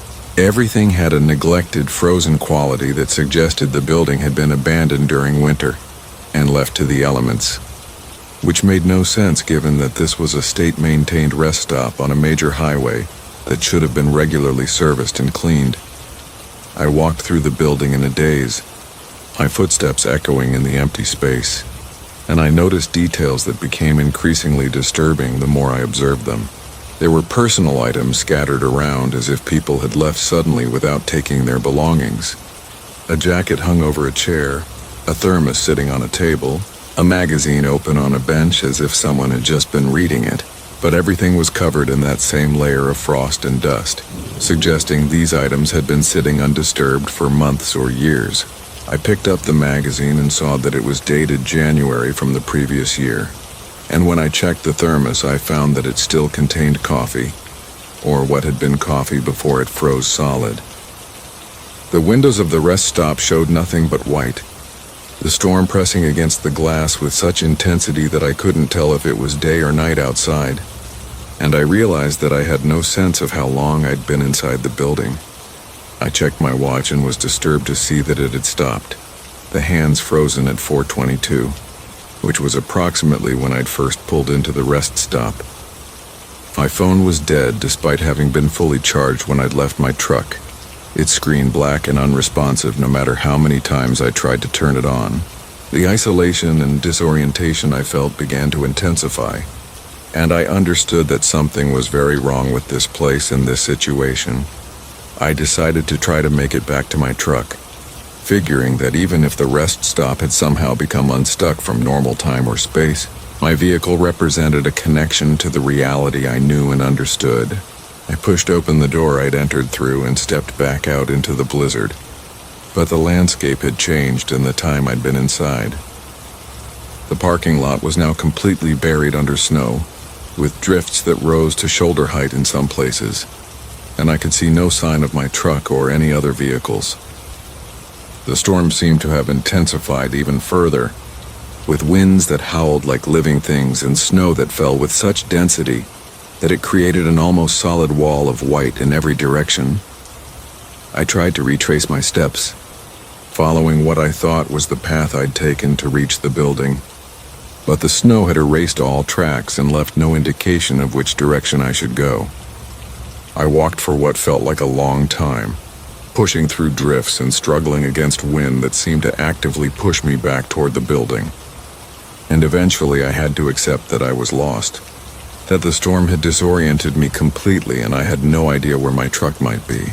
The cold was starting to penetrate through all my layers of clothing, and I could feel my extremities beginning to go numb, warning signs that I was running out of time before hypothermia became a serious threat. I turned back toward the building, or what I hoped was the direction of the building, and after stumbling through the snow for several minutes, I found a wall and followed it to a door. But when I pushed inside, I realized immediately that this wasn't the same entrance I'd used before, or possibly it wasn't even the same building. The interior was configured differently, with hallways that led in directions that didn't match my memory of the rest stop's layout, and the level of decay and abandonment was even more pronounced, with ice covering nearly every surface and icicles hanging from the ceiling, like the teeth of some enormous frozen mouth. Walked through hallways that seemed to extend much farther than the building's exterior dimensions should have allowed, passing rooms and spaces that I was certain hadn't existed in the rest stop as I remembered it. I found what looked like dormitory spaces with rows of beds, all of them occupied by shapes that were covered in blankets and snow, and I couldn't bring myself to look too closely at those shapes or to investigate whether they might be people who'd frozen to death during some long-ago winter. I found a kitchen area with industrial equipment that looked decades old, and dining spaces with tables set as if for a meal that had never been served, plates and cups filled with ice and preserved in frozen tableau. The building seemed to be growing larger as I explored it, expanding in impossible ways with new wings and sections appearing whenever I turned a corner. I passed windows that showed different views despite all looking out on the same storm, some revealing landscapes I recognized from other parts of North Dakota, while others showed terrain that looked alien and unfamiliar. Through one window I saw what looked like my truck, sitting alone in a parking lot that was completely clear of snow, and I pounded on the glass trying to get to it. But the window wouldn't open and the glass was so thick that my fists made no sound against it. Time became increasingly unreliable, with minutes and hours losing all meaning as I wandered through the endless frozen corridors. I found other people occasionally, or what might have been other people, figures that stood frozen in various poses as if they'd been caught mid-action and preserved like insects in amber. Some of them looked like travelers from different eras, wearing clothing that dated from decades or centuries past, and I began to understand that this place might be collecting people across time, trapping anyone who was unfortunate enough to stop here during the wrong kind of storm. The building was a trap or a prison, or maybe a pocket dimension that existed outside normal reality. accessible only when conditions aligned in specific ways. I found my way back to what I thought was the main entrance, the place where I'd first entered, and I saw with relief that the storm outside seemed to be lessening, the wind dying down and the snow falling less heavily. I pushed through the door and stumbled out into air that was clear and calm, with stars visible overhead and the temperature much warmer than it had been. The parking lot was empty and clear of snow, the pavement dry as if no precipitation had fallen in weeks, and my truck was nowhere to be seen. I walked to where I was certain I'd parked and found only empty space. No tracks or any indication that my vehicle had ever been there. I stood in the empty lot as dawn began to break, trying to make sense of what had happened, and I noticed that the rest stop building behind me looked completely normal now, well lit and maintained, with other vehicles pulling in as early morning travelers stopped to use the facilities. I walked back inside and found everything as it should be. Clean bathrooms and working vending machines and bulletin boards covered with tourist information and safety warnings. The night manager at the desk looked at me with concern and asked if I was okay, and I realized that I must have looked terrible, my clothes soaked and my face probably showing the stress and confusion I felt. I asked about the blizzard and was told that there had been no storm, that the weather had been clear all night, and when I checked my phone, it was working fine, and showed that it was early morning with all my notifications and messages intact. My watch was running again, showing the correct time, and my truck was sitting in the parking lot exactly where I'd left it, covered with a light dusting of frost, but otherwise undisturbed. Nothing about the situation made sense, and I couldn't reconcile the hours I'd spent lost in that frozen labyrinth with the reality that seemed to show that no time had passed at all. I've driven past that rest stop dozens of times since that night, and it always looks normal during the day. Just another standard highway facility that serves its purpose without incident. But I never stop there anymore, and I warn other drivers to avoid it during winter storms, though I can never quite explain why without sounding crazy. Some of them have their own stories about that place, about times when the buildings seemed different or when they got turned around in ways that shouldn't have been possible. And we share these accounts in quiet voices, acknowledging that the rest stop holds something strange within its ordinary exterior, a trap that springs only under specific conditions and that catches the unlucky or the unwary. The creature that walked beside my rig from Diesel. Dave, my name is Dave. Though most people on the CB call me Diesel Dave because I've been driving diesel rigs for 34 years, and I can diagnose engine problems by sound alone, a skill that saved me from breakdowns on more occasions than I can count. I run routes all over the country, but I especially favor the mountain passes of the West, the challenging grades and switchbacks that separate competent drivers from great ones. I've always prided myself on my ability to handle any road conditions and any weather, maintaining control of my truck through situations that would leave less experienced drivers stranded or wrecked. But there's one stretch of highway in Wyoming where I encountered something that had nothing to do with weather or terrain and everything to do with the existence of creatures that shouldn't be possible. It was late September, that time of year when autumn is transitioning into winter in the high country, and I was hauling a load of electronics from Salt Lake City to Casper via Highway 80 and then north on I-25. The sun had set about an hour earlier, and I was climbing through the mountains on a stretch of road that wound through pine forests and granite outcroppings, my headlights carving tunnels of visibility through the darkness. Traffic was light, just an occasional vehicle passing in the opposite direction, and I had settled into the rhythm of the drive, my mind partially occupied with thoughts about the route ahead, and partially just floating in that meditative state that long-haul drivers develop after years behind the wheel. I first noticed the creature in my passenger side mirror, a shape that was keeping pace with my truck despite the fact that I was traveling at highway speed. At first I thought it might be a trick of shadows or perhaps another vehicle that was positioned in my blind spot. But when I looked more carefully, I could see that the shape was moving on its own, running or loping alongside my trailer with a gait that was fluid and impossibly fast.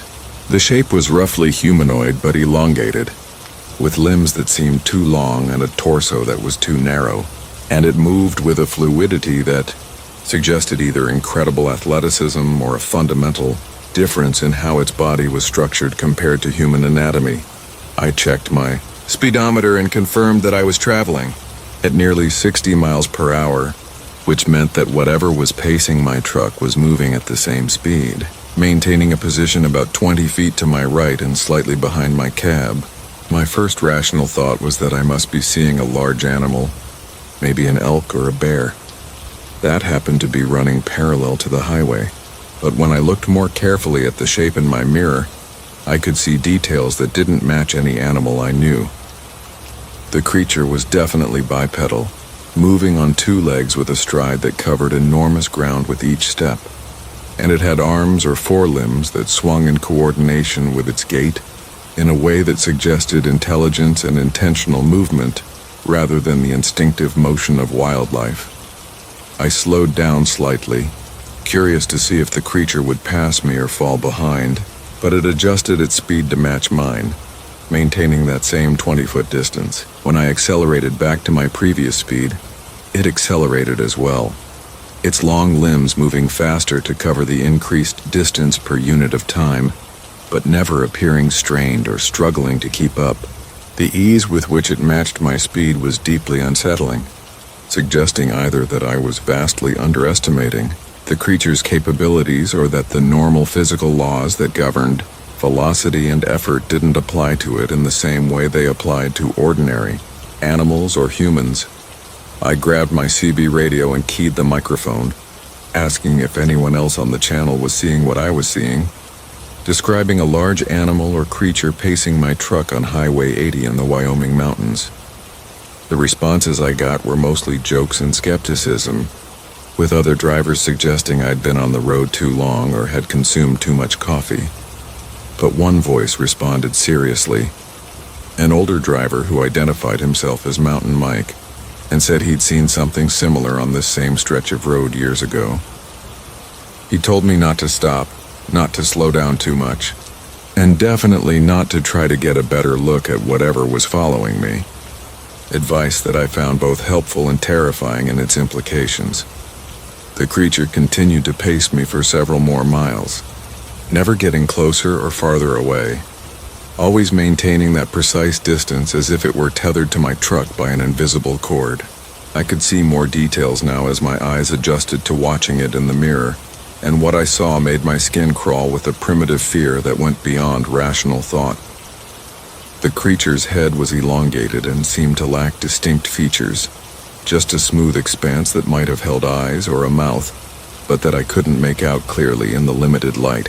Its arms reached nearly to the ground even when it was standing upright, and its hands or paws had too many digits, more than 5 on each limb, that flexed and curled as it moved. I tried my cell phone to call the highway patrol, thinking that whatever this thing was, it represented some kind of danger that authorities should know about. But I had no signal in this remote mountainous area. My GPS was working, but showed only the highway and the surrounding wilderness, offering no information that might explain what I was encountering. I was completely alone with this creature, separated from any help by miles of empty forest and mountain terrain, and the isolation made the experience more frightening than it might have been in a more populated area where assistance was readily available. The highway began to descend, winding down the mountain in a series of curves that required my full attention to navigate safely with a loaded trailer. The creature continued to pace me through every turn, taking a more direct path through the forest that ran parallel to the road, occasionally disappearing behind trees or outcroppings only to reappear seconds later, having covered the distance impossibly fast. I realized that it wasn't actually running on the ground but seemed to be moving through the terrain, phasing through obstacles or traveling through some dimension that allowed it to ignore the physical barriers that would stop any normal creature. The implications of that observation made my hands tighten on the steering wheel until my knuckles went white. As I watched in my mirror, the creature began to change, its form becoming less solid and more translucent, wavering like heat shimmer or like an image viewed through poor quality glass. I could see the forest behind it, trees and rocks visible through its body as if it were becoming a ghost or were made of something less substantial than normal matter. The transformation was gradual but continuous, and I had the strange impression that the creature was having difficulty maintaining its physical presence, that whatever force or energy allowed it to exist in our world was diminishing the longer it ran. Its movements became less fluid and more jerky, as if it were a film skipping frames, and the gaps between its strides grew longer. I came around a particularly sharp curve and accelerated into a straightaway, and when I checked my mirror again, the creature was gone, vanished as completely as if it had never existed. I scanned both mirrors and looked out my windows, but I saw nothing except the dark forest and the empty highway stretching behind me. My heart was still racing and my shirt was soaked with sweat despite the cool temperature in my cab, and I found myself constantly checking my mirrors for the next several miles, expecting the creature to reappear at any moment. It never did, and eventually I reached a more populated area where the presence of other vehicles and the lights of civilization helped calm my nerves and allowed me to convince myself that I wasn't in immediate danger. Stopped at a truck stop outside Rawlins and went inside for coffee, needing to interact with other people and hear normal conversation. After the unsettling experience on the mountain road, I found Mountain Mike there, recognizing his voice from the CB conversation, and we sat together in a booth while I described in detail what I'd seen. He listened without interrupting, nodding occasionally, and when I finished, he shared his own encounter from 15 years earlier, a story that matched mine so closely that we might have been describing the same creature. He had theories about what it might be, drawing on Native American legends about skinwalkers and wendigos, creatures from beyond that could take physical form but that existed, primarily in spiritual or dimensional spaces that overlapped our own. Other drivers at the truck stop overheard our conversation, and several of them contributed their own stories. Accounts of strange creatures seen on remote highways, beings that didn't quite fit into any known category of wildlife or explained phenomenon. The stories varied in details but shared common elements. Creatures that moved impossibly fast, that seemed to exist partially in our world and partially somewhere else, and that showed interest in vehicles and travelers without ever directly attacking or threatening them.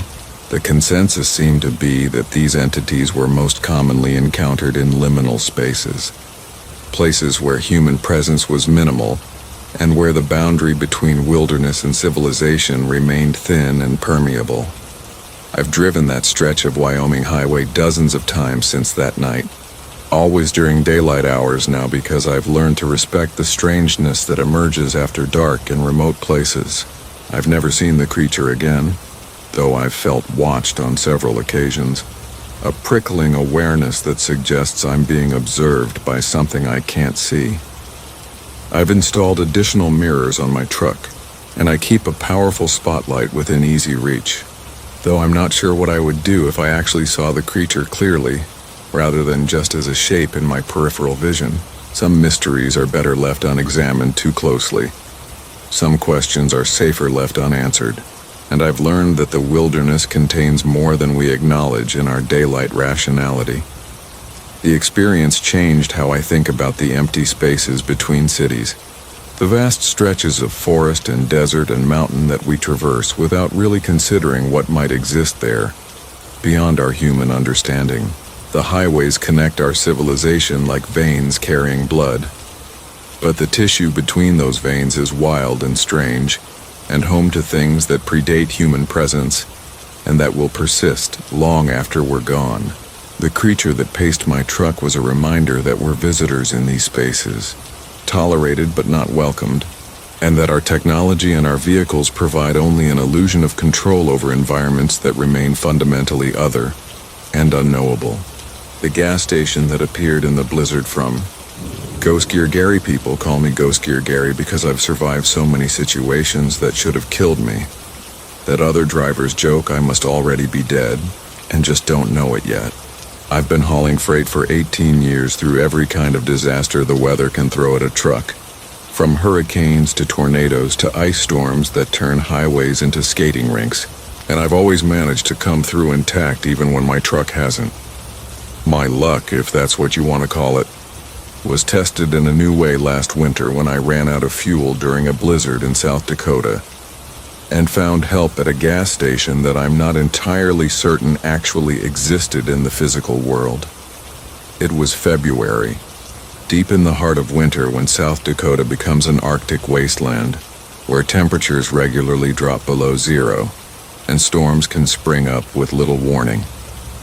I was running a load from Minneapolis to Rapid City, making good time despite snow that had been falling steadily all afternoon, and I'd been planning to refuel at a truck stop near Chamberlain before continuing west. What I hadn't accounted for was the storm intensifying much more rapidly than forecasts had predicted, transforming from manageable snowfall into a full blizzard that reduced visibility to nearly zero and dropped temperatures to levels that put exposed skin at risk of frostbite within minutes. I'd made a calculated decision to push through to the next fuel stop rather than pulling over in what I judged to be the early stages of the storm, a decision that looked increasingly foolish as conditions deteriorated and my fuel gauge dropped lower than I'd anticipated. The wind was fierce enough to reduce my fuel efficiency significantly, forcing my engine to work harder to maintain speed against the resistance, and I realized with growing concern that I wasn't going to make it to Chamberlain before my tanks ran dry. I started looking for any place to pull over, any building or shelter where I might wait out the storm and hopefully find fuel, or at least refuge from the deadly cold that was seeping into my cab despite the heater running at maximum capacity. My fuel gauge hit empty, and my engine began to sputter, that dreaded coughing sound that signals you're about to lose power, and I coasted to the side of the highway, feeling my truck settle into a drift of accumulated snow.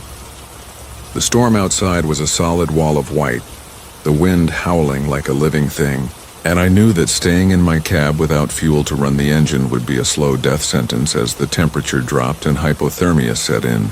I had maybe 3 hours of survival time before the cold became fatal.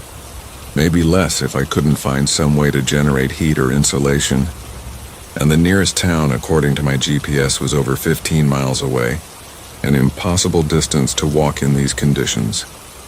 I bundled up in every piece of winter gear I had, preparing to either find help or die trying, because staying put guaranteed death while moving at least offered a slim chance of survival. I forced my door open against the wind and stepped out into the blizzard, immediately losing sight of my truck even though I was standing right next to it. The cold was beyond anything I'd experienced before, a physical assault that made breathing painful and froze the moisture in my nose and throat. I could feel my face going numb within seconds despite the scarf wrapped around it, and I understood viscerally why people froze to death in conditions like this.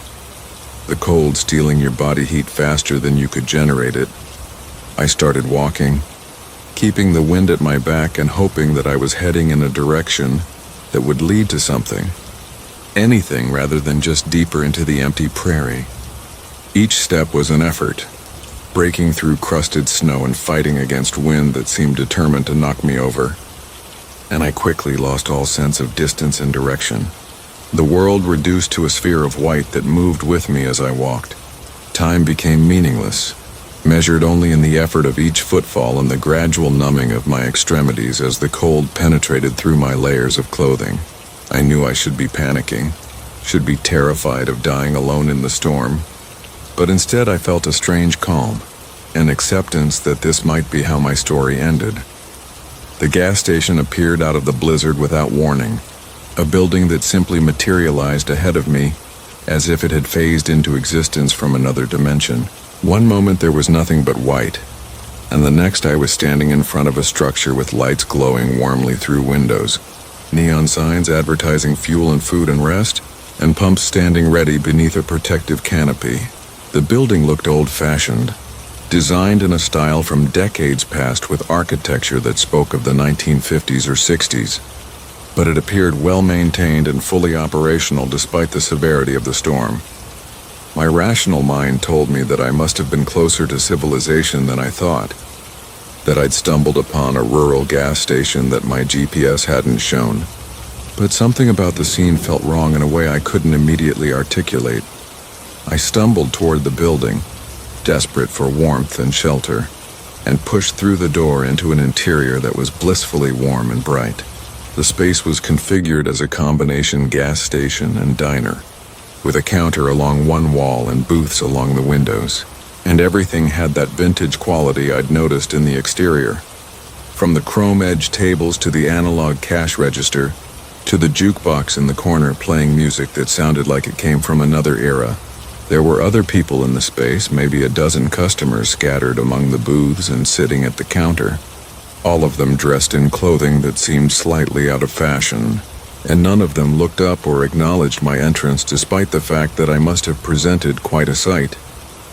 Covered in snow and half frozen, a waitress approached me, a woman in her 50s wearing a uniform that matched the vintage aesthetic of the diner, and she welcomed me with a warm smile and led me to a booth near the heater. She brought me coffee without my asking, and the heat from the mug helped restore feeling to my fingers as I wrapped my hands around it. I tried to explain my situation, told her about my truck running out of fuel and being stranded in the storm, and I asked if they had diesel available, or if there was someone who could help me. She listened with patient sympathy and assured me that they could take care of everything, that I should just rest and warm up and they would handle the details. The food she brought me was simple diner fare, a burger and fries that tasted better than anything I'd eaten in months, and I devoured it while gradually thawing out and regaining some sense of normalcy. The other customers continued to ignore me, absorbed in their own conversations or meals, and I started to really look at them for the first time. They were all ages and types, men and women, young and old, but they all shared a certain quality that I struggled to define, a lack of presence or reality that made them seem more like background characters in a movie than actual people. Their conversations were audible, but the words didn't quite make sense, forming patterns that sounded like speech but that never conveyed actual information or meaning. I asked the waitress about the storm and how long it might last, and she gave me vague reassurances that it would be over soon and that I shouldn't worry. I asked about fuel for my truck and she said they would take care of it, repeating the same phrase she'd used earlier. I tried to pay for my meal and she waved away my money, saying that payment wasn't necessary, that they were happy to help travelers in need. Everything about the interaction felt scripted, as if she were playing a role rather than engaging in genuine human communication, and I felt the first stirrings of unease as I began to question whether this place was what it appeared to be. I excused myself to use the restroom, wanting to splash some water on my face and gather my thoughts, and as I walked down the hallway toward the back of the building, I noticed details that reinforced my growing suspicion that something was fundamentally wrong. The calendar on the wall showed a date from 1963, and the newspapers in a rack by the door were yellowed with age and covered stories from decades past. The jukebox played songs I recognized as hits from the 50s and 60s, and when I looked more closely at the cars visible through the windows of the diner, they were all vintage models from that same era, chrome and fins and designs that hadn't been produced in 50 years. The restroom was clean but outdated, with fixtures and tile that matched the mid-century aesthetic.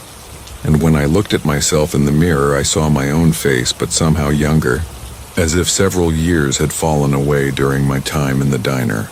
My skin looked smoother, my hair had less gray, and the lines around my eyes had faded. I touched my face, confirming that the reflection matched what I felt. And I realized that whatever this place was, it wasn't bound by the same rules that governed normal reality. Time behaved differently here, or perhaps this was a place outside of time entirely, a pocket of preserved past that existed alongside the present without quite being part of it. I returned to my booth feeling increasingly desperate to leave despite the warmth and safety the diner offered, understanding on an instinctive level that staying too long would mean never leaving at all. that this place trapped travelers who accepted its hospitality too completely. The waitress appeared with more coffee, and I asked her directly about the date and the cars, and the general wrongness of everything. And she smiled sadly and said that the diner existed to help people who were lost, that it appeared when travelers needed refuge and disappeared when its purpose was fulfilled. She suggested that I should rest a while longer, that the storm outside was still too dangerous. But her words felt like a trap, even though they were spoken with apparent kindness. I stood abruptly, thanking her for the food and the warmth, but insisting that I needed to go. And I walked toward the door with determination despite her protests.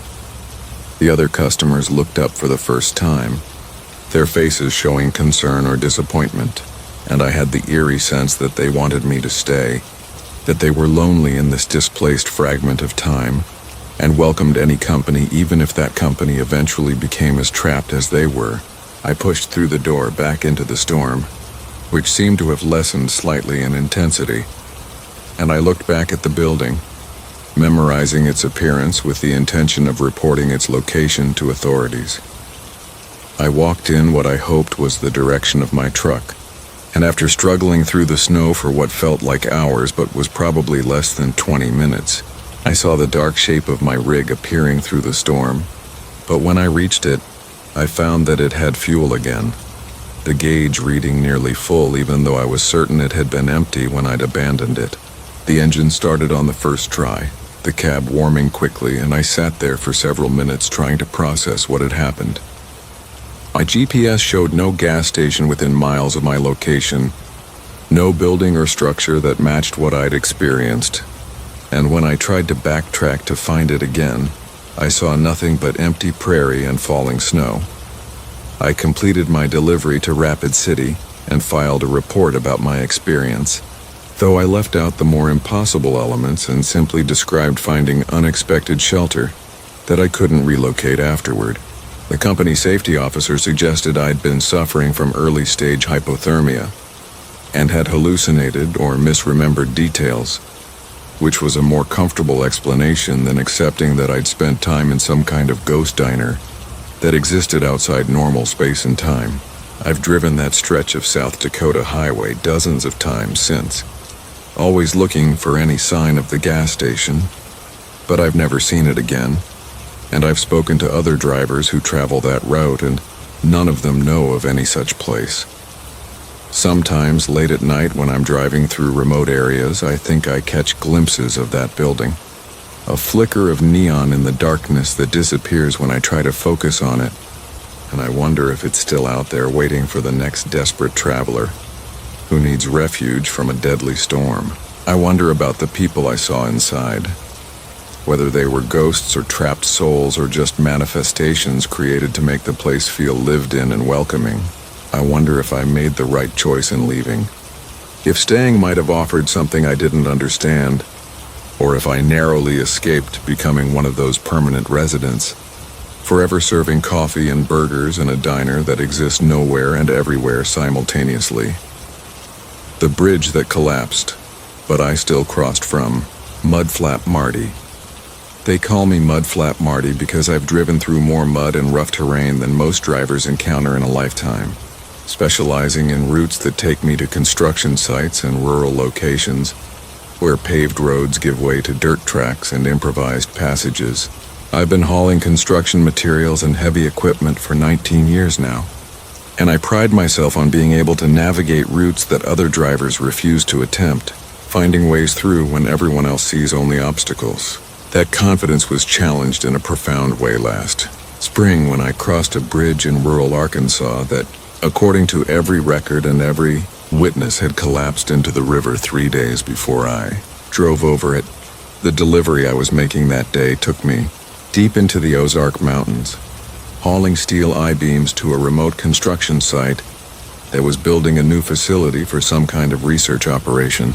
The route involved a series of increasingly small roads, starting on the interstate and gradually transitioning to state highways and then county roads, and finally to what was barely more than a gravel path winding through heavily forested terrain. My GPS had stopped being useful about 20 miles back, showing only blank areas where roads should have been. And I was navigating by memory and occasional signs that pointed toward my destination. The isolation was total, with no other vehicles visible and no signs of human habitation beyond the occasional abandoned structure or rusted farm equipment slowly being reclaimed by vegetation. Came around a curve and saw the bridge ahead, a steel truss structure that spanned a deep gorge where a river ran fast and high with spring runoff. The bridge looked old but solid, its metal framework intact and showing no obvious signs of structural damage, and I didn't hesitate as I approached, maintaining my speed and preparing to cross. The weight of my loaded trailer would put significant stress on the bridge, but I'd crossed hundreds of similar structures without incident, and I had no reason to think this one would be any different. My truck rolled onto the approach, the tires transitioning from gravel to the steel decking of the bridge itself, and I felt the familiar slight bounce and resonance as the structure accepted my vehicle's weight. The crossing should have taken maybe 30 seconds at my speed, but something strange happened as I reached the midpoint of the span. The world around me seemed to flicker, like a film skipping frames or a video game glitching, and for just an instant I saw the bridge differently, saw it as a twisted wreck of collapsed metal hanging partially into the gorge below. The vision lasted only a fraction of a second before reality reasserted itself, and I was back on a solid bridge that extended normally ahead of me, but the image had been vivid enough to send a spike of adrenaline through my system and make my hands tighten on the steering wheel. I told myself it was just fatigue or a trick of light and shadow, but my instincts were screaming that something was wrong. I completed the crossing and continued toward my destination, but the image of the collapsed bridge stayed with me, nagging at my consciousness like a warning I couldn't quite interpret. When I reached the construction site and began the process of unloading my cargo, I mentioned the bridge to the site supervisor, asking if he knew anything about its condition or maintenance schedule. His reaction was immediate and alarming, his face going pale as he asked me to repeat what I just said. When I confirmed that I'd crossed the steel truss bridge about 5 miles back, he pulled out his phone and showed me a news article with photos, and what I saw made my blood run cold. The bridge had collapsed 3 days earlier, the article explained, the victim of structural failure that had been developing for years due to inadequate maintenance and inspection. The collapse had occurred during a storm, with the combination of high winds and swollen river waters creating stresses that exceeded the bridge's capacity. The steel framework had buckled and twisted, dropping into the gorge in a tangle of metal that was now blocking the river and creating a dangerous backup of water upstream. The article included photos of the wreckage, and the images matched exactly what I'd seen in that brief flickering moment at the bridge's midpoint, showing twisted beams and collapsed decking hanging at impossible angles. The site supervisor insisted that I must have crossed a different bridge, that there was no way I could have used the collapsed structure, because it was physically impossible for any vehicle to cross the gap that now existed. He pulled up maps and aerial photos on his computer, showing me the location of the collapsed bridge and the detour routes that had been established to bypass it, routes that added nearly 50 miles to the journey I'd just completed. I showed him my GPS track, the electronic record of my route that clearly indicated I'd traveled directly through the location where the collapsed bridge stood, and his confusion deepened into something approaching fear as he realized that the data supported my impossible claim. We drove back together in his truck, him insisting we would find that I'd misremembered or confused my route, and me growing increasingly anxious about what we might discover. The gravel road wound through the forest exactly as I remembered, following the curves and grades that matched my mental map. And when we came around that final curve, we both fell silent at what we saw. The bridge was there, or at least something that looked like a bridge, but it was clearly the collapsed structure from the photos, a twisted ruin of metal that absolutely could not support vehicle traffic. The decking was gone in places. The support beams were bent at angles that defied engineering principles. and the entire structure sagged toward the gorge in a way that suggested it might complete its collapse at any moment. We got out of the truck and walked carefully to the edge where the bridge began, or where it had begun before its collapse, and we could see my tire tracks in the gravel leading right up to the structure, and then stopping.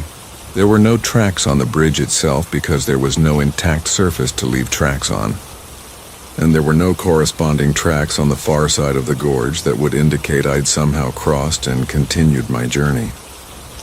Yet I had clearly reached the construction site with my load, had driven over something that allowed me to span this gap, and the evidence of my GPS and my own memories insisted that I'd crossed this bridge specifically. The site supervisor was shaken, repeatedly asking how this was possible, and suggesting various explanations that ranged from measurement errors to hallucinations. But none of his theories accounted for the physical fact that I had successfully delivered my load on the far side of an uncrossable bridge. We stood there for nearly an hour, examining the wreckage and the surrounding area, looking for some alternate route I might have taken without realizing it. But the terrain on both sides of the gorge was far too steep and densely forested for any vehicle to traverse. The only way across this gorge was the bridge, and the bridge was demonstrably impassable, creating a paradox that neither of us could resolve. I drove the long detour route back to the highway, following the official bypass that added hours to my return journey, and I spent that time trying to understand what had happened. The most logical explanation was that I'd somehow taken a different route without realizing it, that my memory and my GPS were both wrong, and that I'd never actually approached the collapsed bridge at all. But that explanation required me to dismiss my clear recollections, the specific details I remembered about the bridge's appearance and the sensation of crossing it. And it didn't account for the site supervisor's inability to identify any alternate route that could have brought me to his location. The more I thought about it, the more I kept returning to that moment of flickering at the bridge's midpoint, that instant when I'd seen two versions of reality simultaneously, one showing a solid bridge and one showing a collapsed ruin. What if that flicker hadn't been a vision or a hallucination, but had been something more fundamental, a moment when I'd slipped between different versions of events or different timelines? What if I'd somehow crossed the bridge as it existed in the past, before its collapse, or in some alternate present where the collapse hadn't yet occurred? The idea seemed insane, the stuff of science fiction rather than the mundane reality of trucking, but it was the only explanation that accounted for all the facts. I researched the bridge's history when I got home, digging through county records and engineering reports, and I found that the structure had been scheduled for replacement for over a decade, with multiple inspections noting deteriorating conditions that made failure increasingly likely. The collapse had been predicted, if not in its exact timing, then in its inevitability, and perhaps that prediction had somehow created a kind of temporal uncertainty, a state where the bridge existed in multiple conditions simultaneously, until observation forced it into one state or another. I'd observed it as intact, driven across it while it was in that superposition of states, and only afterward had it settled into its collapsed configuration. The construction company refused to send me back to that site for future deliveries, citing safety concerns and the impossibility of explaining to insurance adjusters how I'd crossed an impassable bridge. I understood their position, even though it cost me a lucrative contract, because I couldn't explain it either in terms that would satisfy anyone's rational skepticism. The story spread among other drivers, becoming one of those tales that get shared in truck stops late at night. And I found that I wasn't the only person who'd experienced impossible journeys across structures that shouldn't have been passable. Other drivers shared stories about roads that had been closed or damaged, but that they'd somehow used anyway, about bridges that were under construction but that had allowed them to cross, about infrastructure that existed in multiple states depending on who was observing it and when. These stories suggested that transportation networks might have properties that go beyond simple physical engineering, that roads and bridges and highways might accumulate something from all the people who use them, creating a kind of collective reality that can sometimes diverge from the official documented state of the infrastructure. A bridge that has been crossed thousands of times might retain some echo or memory of its intact state, even after physical collapse. And under the right circumstances, a driver might interact with that echo rather than with the collapsed physical structure. It's a theory that has no basis in accepted science, but it's the only framework I've found that makes sense of my experience and the similar experiences others have reported. I still drive through the Ozarks regularly, though I take different routes now that avoid the collapsed bridge entirely, and I find myself paying closer attention to the infrastructure I cross, noticing the age and condition of bridges and the way they feel under my tires as I drive over them. Some structures feel solid and present, firmly anchored in current reality, while others have a quality I can only describe as uncertain, as if they're flickering between states or existing partially in different times.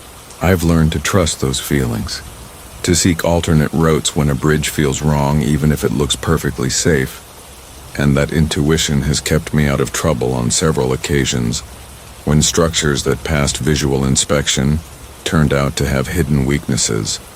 The collapsed bridge remains in its gorge, too expensive to remove and too damaged to repair, serving now as a monument to infrastructure failure and governmental neglect. The county installed barriers at both approaches to prevent anyone from attempting to cross, and they've posted signs warning of the danger and directing traffic to the detour. But sometimes late at night I think about driving back there, about approaching that bridge again to see if it might allow me to cross one more time, to confirm that my experience was real and not some elaborate hallucination or false memory. I haven't done it yet, and I probably never will, because some mysteries are better left unexamined. Some questions are safer left unanswered, and I've learned that the boundary between the possible and the impossible is much thinner than we like to believe. The highway patrol car made of ice from Redneck Rick people call me. Redneck Rick not as an insult, but as an acknowledgement of my rural roots and my pride in coming from small-town America, where people still value hard work and self-reliance.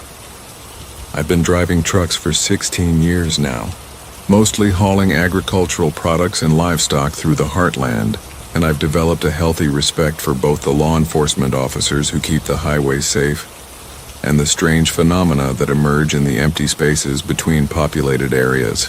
Those two concerns intersected last winter in Nebraska, when I was pulled over by a highway patrol car that I later discovered couldn't possibly have been real. It was January, one of those brutally cold nights when the temperature drops to 20 below zero, and the air so dry it burns your lungs when you breathe. I was hauling a load of frozen meat from a processing plant in Omaha, heading west toward Denver, running behind schedule because of equipment problems at the loading dock, and I was pushing my speed slightly to make up time. The highway was nearly empty, just me and the occasional set of headlights passing in the opposite direction, and the landscape was transformed by a hard freeze that had left everything coated in thick frost that sparkled in my headlights like diamond dust. I saw the patrol car's lights come on behind me, the characteristic red and blue flashing that makes every driver's heart sink, regardless of whether they're doing anything wrong, and I started to slow down and pull over onto the shoulder.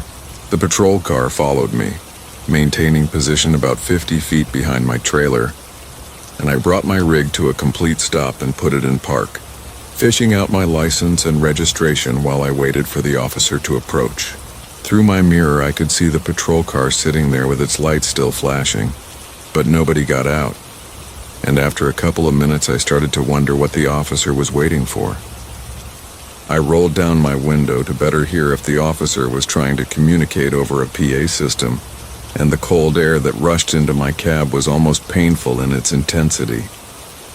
I could see my breath forming clouds of vapor that froze almost instantly into tiny ice crystals, and I could feel the exposed skin of my face going numb within seconds. Through my mirror, I watched the patrol car, and I began to notice details that seemed wrong, subtle things that didn't match my expectations of what a police vehicle should look like.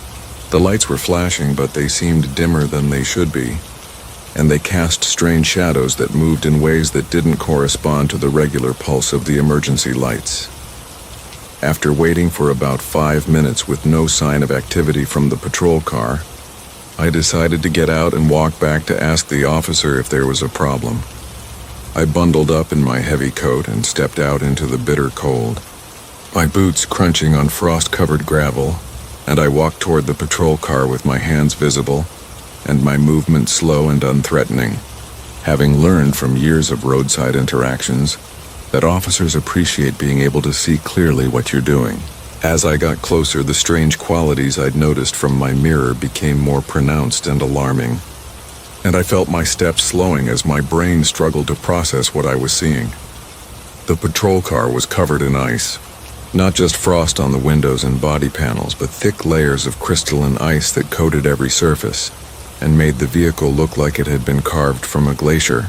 The ice was so thick that I couldn't see through the windows into the interior, and the emergency lights that were still flashing seemed to be embedded within the ice rather than mounted on top of the car. The whole vehicle had an unreal quality, like a sculpture or a hologram rather than an actual physical object, and as I walked around it I realized that the tires weren't actually touching the ground, but were suspended about an inch above the pavement, the entire car floating impossibly in the frigid air. I reached out to touch the ice-covered door, thinking maybe I could brush some of it away to see inside. But the moment my fingers made contact, I felt a shock of cold so intense it was like touching a live electrical wire. I jerked my hand back with a yelp of pain, seeing that my glove now had a layer of ice frozen to it, and that my fingers beneath were completely numb.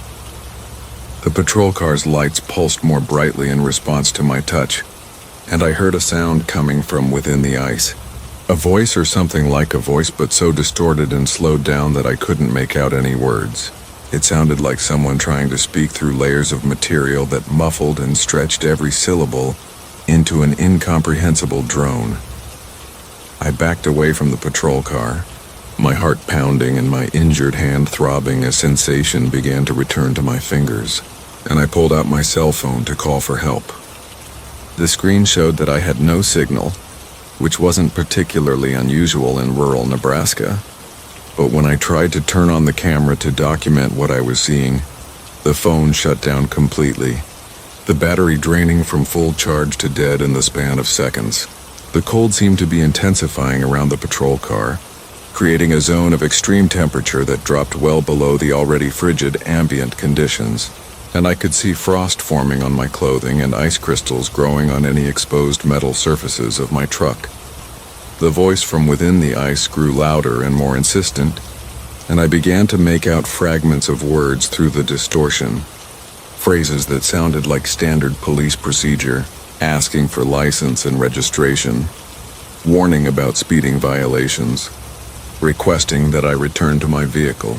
But the voice had no human warmth to it, just a mechanical recitation of standard phrases delivered in a tone that was flat and emotionless. I realized that whatever this thing was, it was either mimicking police procedure or it was the echo or ghost of some officer who died while on duty, continuing to perform their job even after death had transformed them into something that was more ice than flesh. I returned to my truck, moving as quickly as I dared on the icy ground, and I climbed into my cab and locked the doors, a gesture that was probably meaningless but that made me feel slightly more secure. Through my mirrors, I watched the patrol car, which continued to sit there with its lights flashing, and I debated whether I should try to drive away or wait to see what would happen next. The decision was made for me when my engine suddenly died, the cab lights going dark and all my electrical systems shutting down as if the battery had been disconnected. The cold inside my cab increased dramatically, and I could see ice beginning to form on the inside of my windows, spreading in patterns that looked almost deliberate. The patrol car began to move, drifting forward on no visible means of propulsion, floating toward my truck with eerie smoothness. It pulled alongside my cab, positioning itself so that the driver's side window was level with my own, and I found myself staring through 2 layers of ice-covered glass at something that sat in the driver's seat. The figure was humanoid but composed entirely of ice. A crystalline sculpture that mimicked the shape of a person wearing a patrol officer's uniform, and where its face should have been was just a smooth surface that somehow conveyed attention and focus despite having no actual features. The ice figure raised one arm in what might have been a gesture of greeting or a warning, I couldn't tell which, and the voice emanated from the patrol car again. Clearer now that we were so close. It spoke my name, or at least it spoke a name that was similar to mine. Rick or Richard or something that was almost right but slightly wrong, and it asked me if I understood that I'd been speeding, and that this was a dangerous violation that could result in accidents. I nodded, unable to speak, and the figure seemed satisfied with this response. It told me to be more careful, to respect the speed limits that existed for my safety and the safety of others. And then it lowered its arm and the patrol car began to drift backward, returning to its position behind my trailer. My truck's electrical system suddenly came back online, the dash lights illuminating and the engine starting without me turning the key, and I felt the heater beginning to blow warm air that fought against the cold that had invaded my cab. In my mirrors, I watched as the patrol car's lights stopped flashing, and the entire vehicle began to fade, becoming translucent and then invisible, as if it had never existed at all. The temperature returned to normal, or at least to the normal brutal cold of a Nebraska winter night, and within minutes there was no sign that anything unusual had occurred except for the ice that was slowly melting on my clothes and the lingering numbness in my fingers. Where I touched the patrol car, I sat there for a long time, my engine idling and my hands shaking, trying to decide what to do with this experience. I could report it to the highway patrol, but what would I say that wouldn't make me sound insane or like I was making excuses for speeding? I could try to document the encounter, but my phone was still dead and I had no physical evidence beyond my own memories and the slowly melting ice. In the end, I decided to simply continue with my delivery, to treat the encounter as the warning it had clearly been intended to be, and to drive more carefully through this stretch of highway in the future. I asked around at truck stops and on CB channels in the days that followed, carefully describing what I'd experienced without including the more impossible elements, and I found that other drivers had encountered similar phenomena on lonely highways during extreme weather. The stories varied in details but shared common themes: encounters with patrol cars or other official vehicles that appeared during emergencies or dangerous situations, and that vanished after delivering warnings or providing assistance. Some drivers believed these were ghosts of officers who died in the line of duty and who continued to patrol even after death, while others thought they might be some kind of natural phenomenon that mimicked law enforcement as a way of influencing driver behavior during dangerous conditions. I researched the history of that stretch of Nebraska highway and found that several patrol officers had died there over the years, victims of accidents or exposure while assisting stranded motorists during winter storms. One officer in particular had frozen to death in his patrol car during a blizzard in the 1970s. His vehicle found days later with him still inside, having succumbed to the cold while trying to reach a stranded family. The descriptions of that incident matched some of what I'd experienced, and I wondered if the ice-covered patrol car I'd encountered was somehow connected to that long-ago tragedy, a frozen echo that emerged during extreme cold to warn drivers about the dangers they faced. I've driven that highway dozens of times since that night, always keeping my speed at or below the limit, always being extra cautious about weather conditions and vehicle maintenance. And I've never seen the ice patrol car again, but I've felt watched on several occasions, that prickling awareness that suggests someone or something is monitoring my driving, and sometimes in my rearview mirror during winter nights I catch glimpses of flashing lights that disappear when I look directly at them.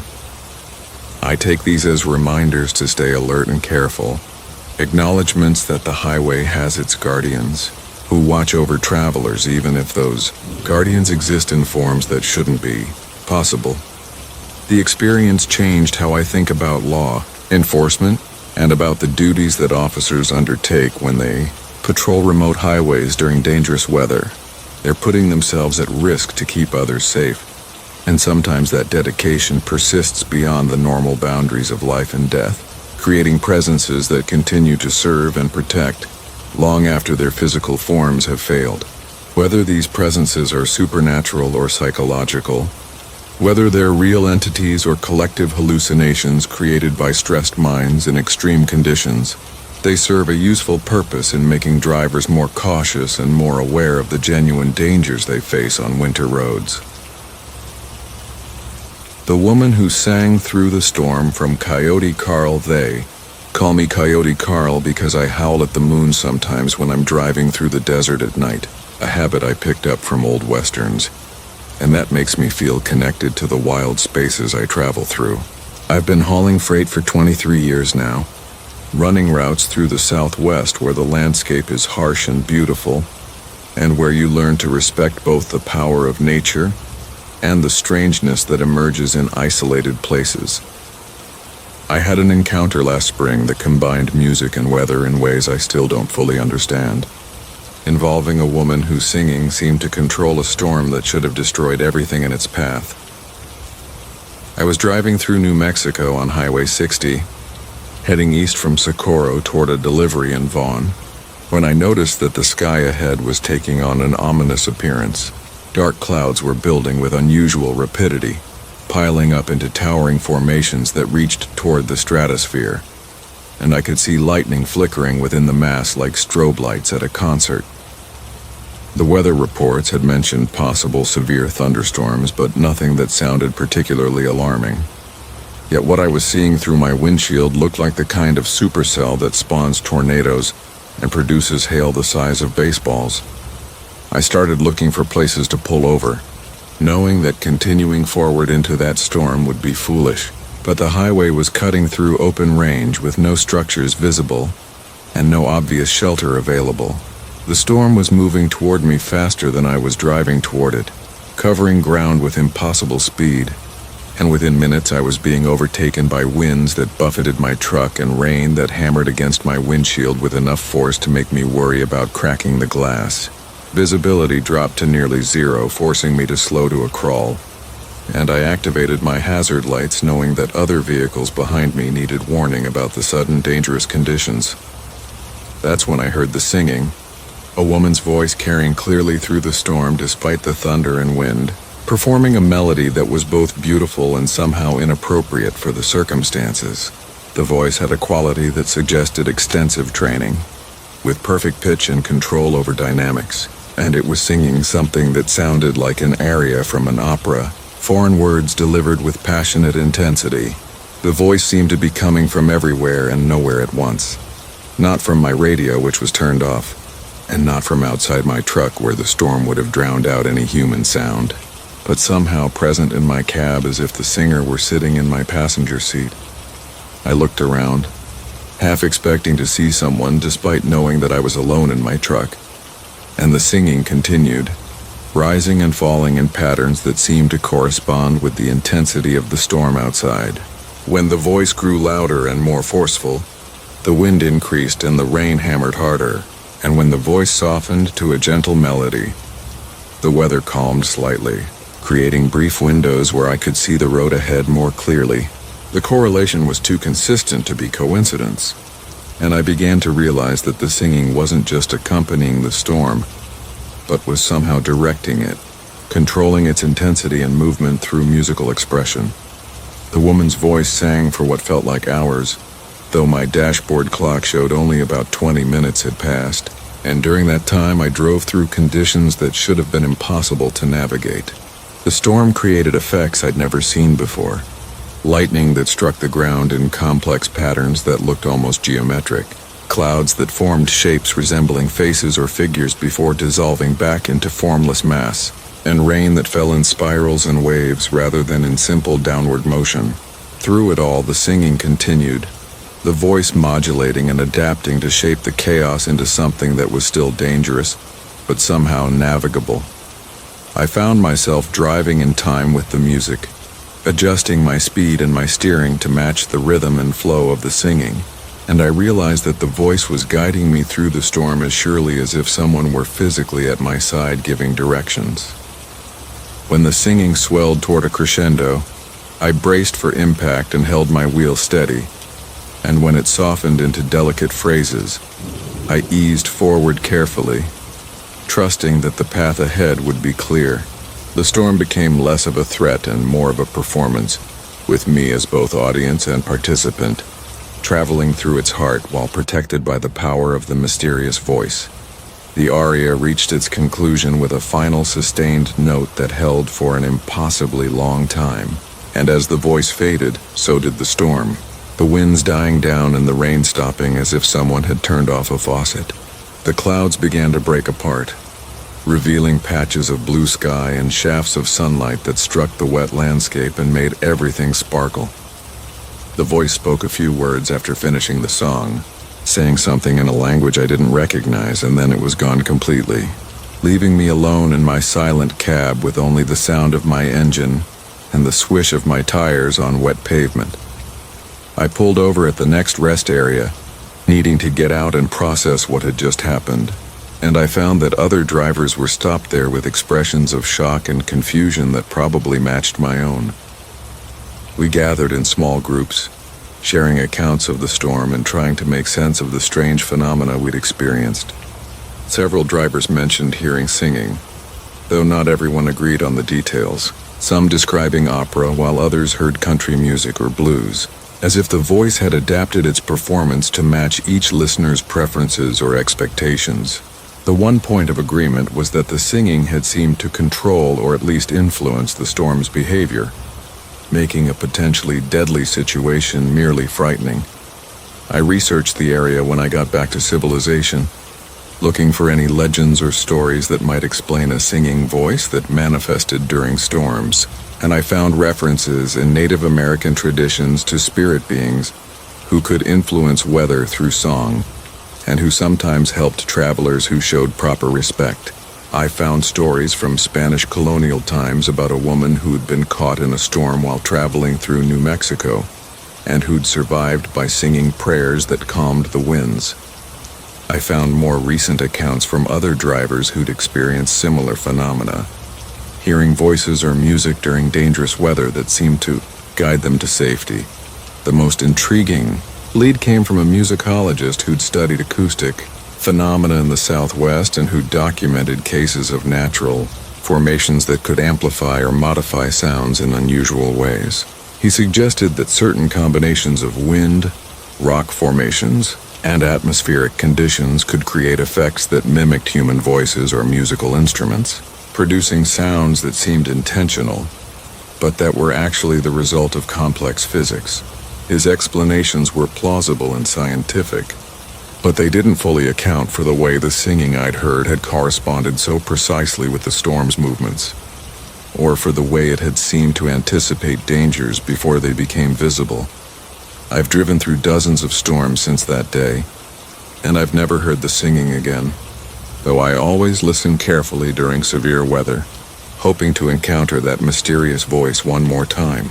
I've become more attuned to the sounds that storms make, noticing the musical qualities in wind and thunder, the rhythms and rain patterns, the harmonies created when weather systems interact with landscape features. Sometimes I think I catch fragments of melody buried in the natural sounds, hints of the aria I heard that day, but they never resolve into anything clear enough to confirm that they're more than wishful thinking or pattern recognition applied to random noise.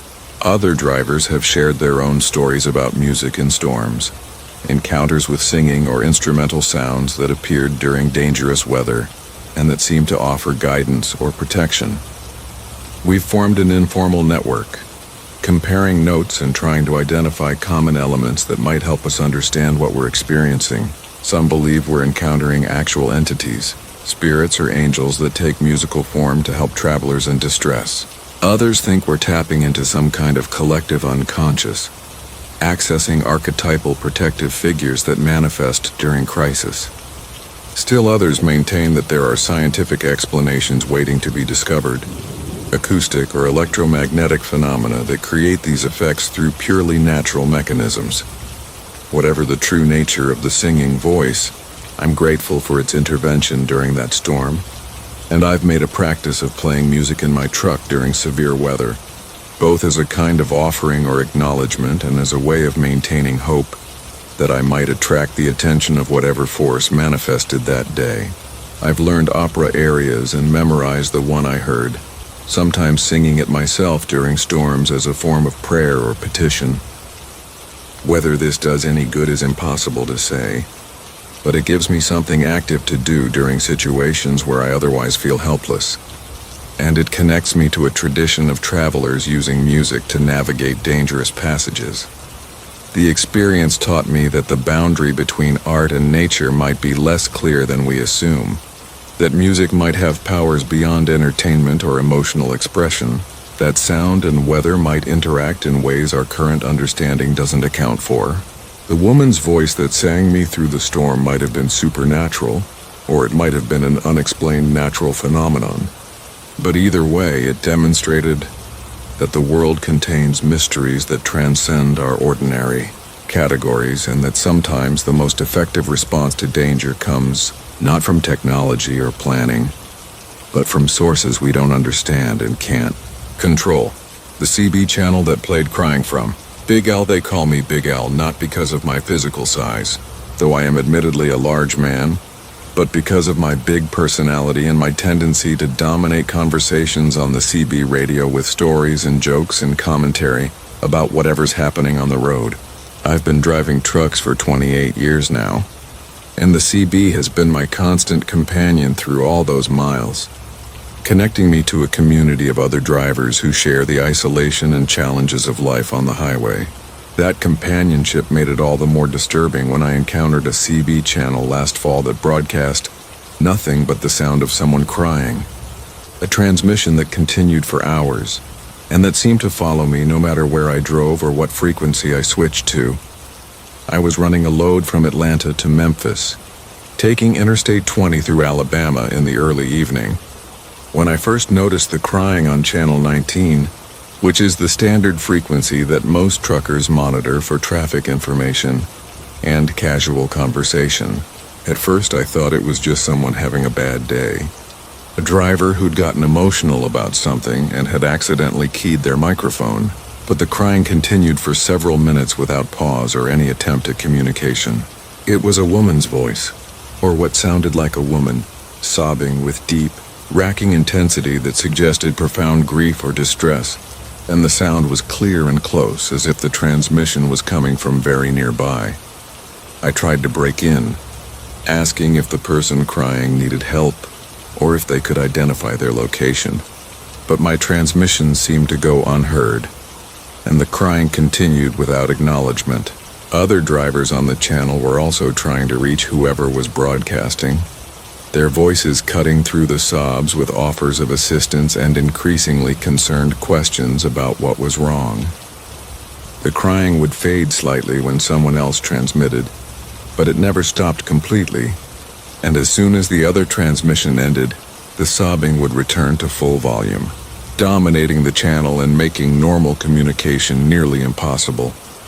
After about 20 minutes of this, drivers started moving to other channels to escape the disturbing sound, and I followed suit, switching to channel 17 to see if I could find clearer communications. But as soon as I changed frequencies, the crying was there too, just as loud and just as persistent as it had been on channel 19. I tried several other channels, working my way up and down the CB band, and every single frequency carried the same transmission, the same woman's voice crying with undiminished intensity. The impossibility of this didn't escape me, as CB radios don't work that way. They can't broadcast on all channels simultaneously, and yet somehow this transmission was managing to do exactly that. I turned off my CB completely, needing silence to think and to calm my nerves, but even with the power off, I could still hear the crying faintly, as if it were coming through my truck's speakers or being conducted through the metal frame of my cab. The sound was quieter without the radioactive, barely audible above my engine noise, but it was definitely still present, and I realized that whatever was causing this phenomenon wasn't limited to normal radio frequencies or conventional broadcasting equipment. I checked my phone, thinking maybe I'd somehow activated an app or audio file, but my phone was silent and showed no active applications. The crying began to change as darkness fell and I continued west toward Memphis, the sobs becoming interspersed with words or fragments of words that I couldn't quite make out. The voice would cry for a while and then try to speak, the words distorted and unclear before dissolving back into sobbing.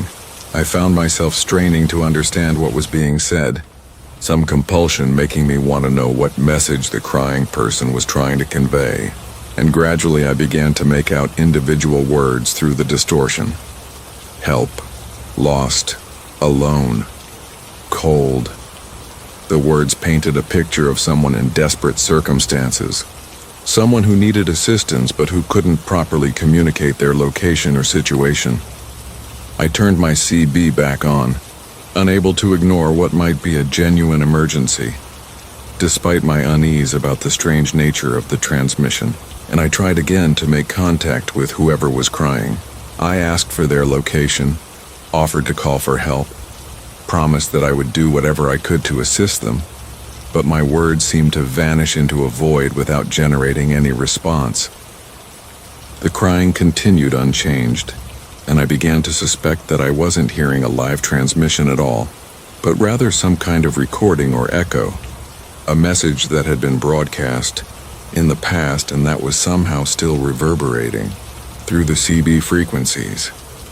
Other drivers began to discuss the phenomenon on alternate channels that the crying hadn't yet invaded, sharing theories and experiences. Some claimed to have heard the same crying on previous trips through this area, suggesting that it was a recurring phenomenon tied to a specific location.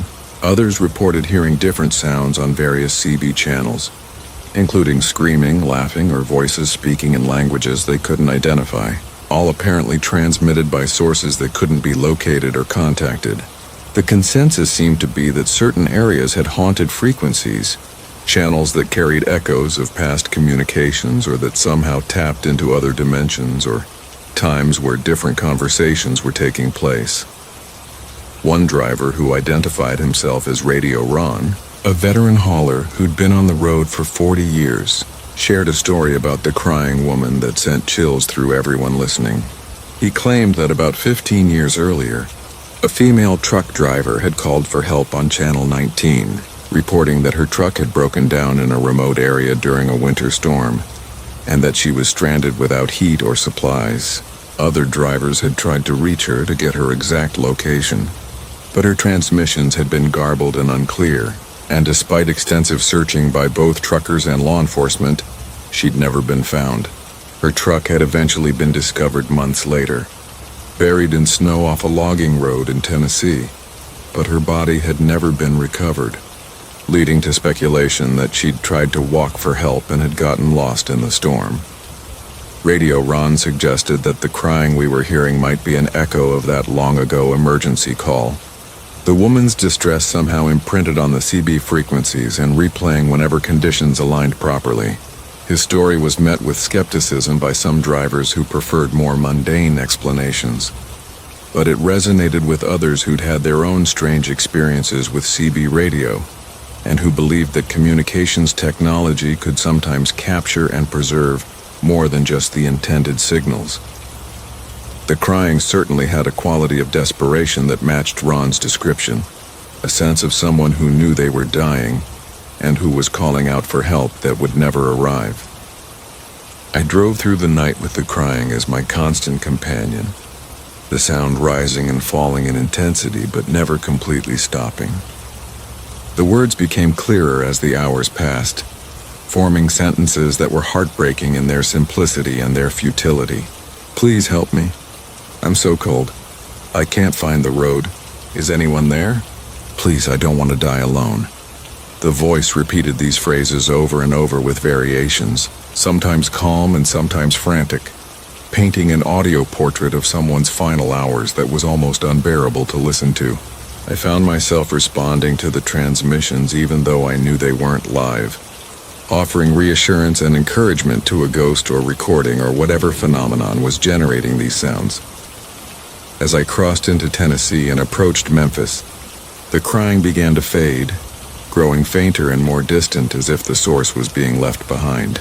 The words became harder to make out, dissolving back into inarticulate sobbing, and eventually the transmission ceased entirely, leaving my CB silent except for the normal traffic of drivers communicating about road conditions and truck stops. The sudden absence of the crying was almost as disturbing as its presence had been, creating a void that felt like abandonment, like I'd failed to help someone who desperately needed assistance even though that help had been needed years or decades ago and there was nothing I could have done anyway. Asked other drivers if they were still hearing the crying, and most reported that it had stopped for them as well, though a few claimed they could still hear faint echoes on certain channels. We discussed the experience at a truck stop outside Memphis, a group of us who'd all been traveling through the affected area at the same time, and we compared notes on exactly what we'd heard and when. The details varied slightly, with some drivers reporting that the crying had been more intense or had included different words, but the core experience was consistent across all accounts, suggesting that we'd encountered something real rather than individual hallucinations or technical glitches. I researched the story Radio Ron had mentioned, looking for information about the missing female driver from 15 years ago, and I found several news articles that matched his account. The woman's name had been Jennifer, and she'd been a relatively new driver who'd gotten caught in an unexpected storm while running a route through the mountains of eastern Tennessee. Her last confirmed communication had been a CB call for help in which she'd reported engine problems and disorientation, and despite a multi-day search involving dozens of volunteers and professional rescue teams, she'd vanished without a trace. The articles included photos of her truck being recovered months later, half buried in a ravine that was miles from where she'd been thought to be traveling, but they confirmed that her body had never been found and that the case remained technically unsolved.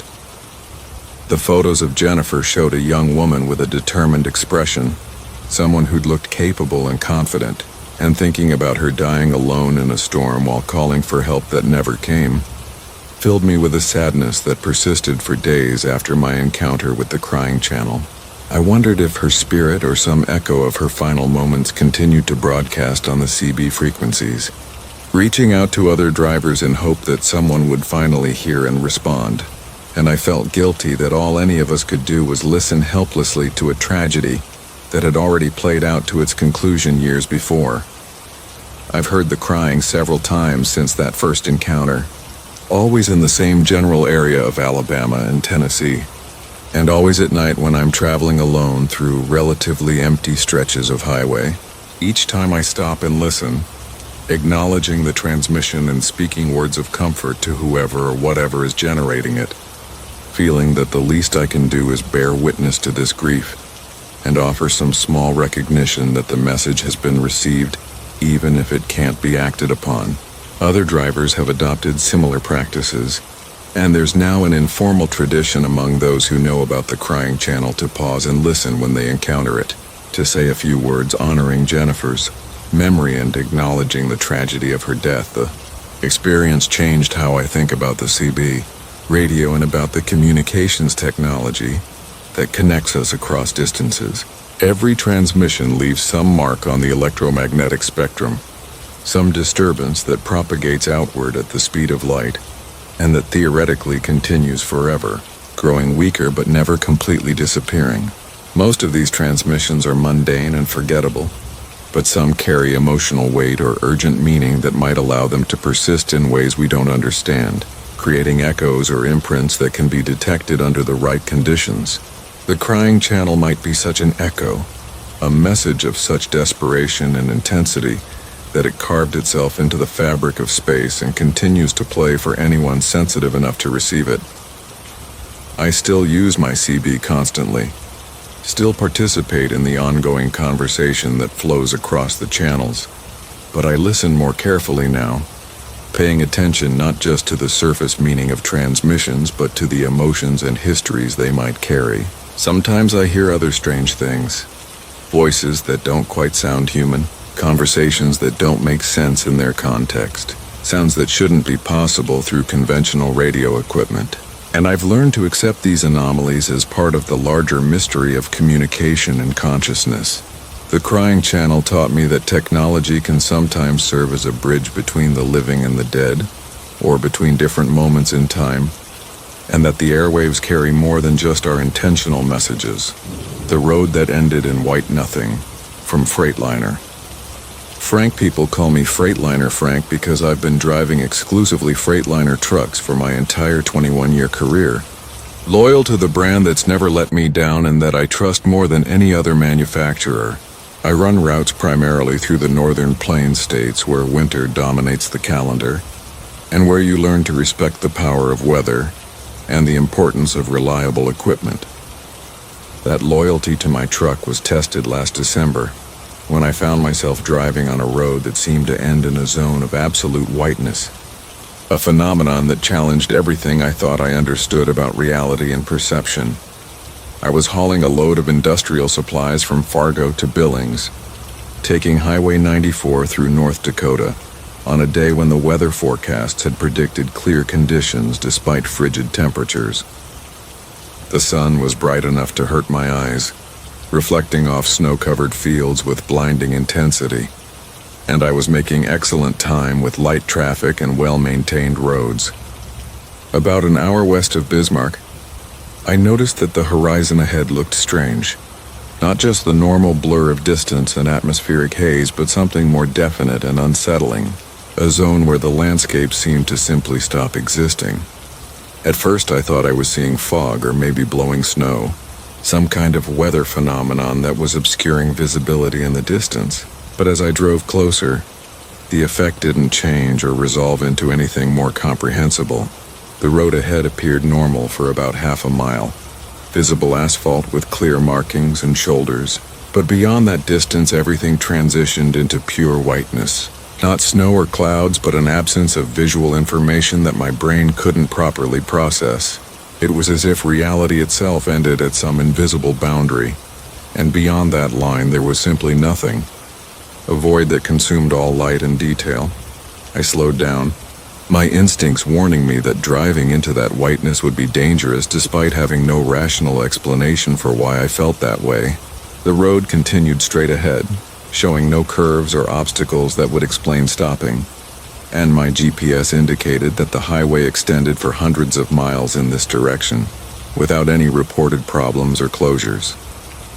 But the whiteness ahead was undeniable, visible and real despite making no logical sense, and I found myself gripping the steering wheel tighter as I crept forward at reduced speed, trying to decide whether to continue or to turn around and find an alternate route.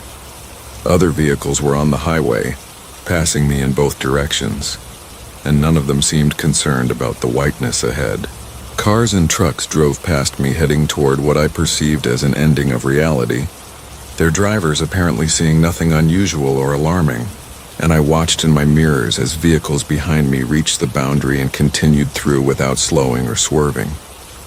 The whiteness swallowed them completely, erasing them from view as thoroughly as if they'd been deleted from existence. But my rational mind insisted that they must be continuing on the other side, that my perception was wrong, and that the road extended normally despite what I was seeing. I reached the boundary of the white zone while still traveling slowly, maybe 30 miles per hour, and I felt a moment of profound disorientation as my truck crossed from normal visible reality into the whiteness. All external reference points vanished instantly, the landscape and sky and sun all disappearing into uniform white that surrounded me completely. My headlights penetrated the whiteness only a few feet before being absorbed, creating no useful illumination, and I had no way to judge my position on the road or whether I was even still traveling in a straight line. My speedometer and other instruments continued to function normally, showing that I was moving forward at steady speed.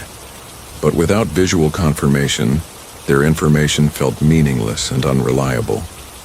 The sensation of driving through the whiteness was profoundly unsettling, triggering a kind of existential vertigo that made me question whether I still existed as a coherent entity, or whether I'd been dissolved into the void along with everything else. I could feel my truck beneath me, could hear the engine and feel the steering wheel under my hands, but without any external validation, these sensations seemed insufficient to confirm my reality.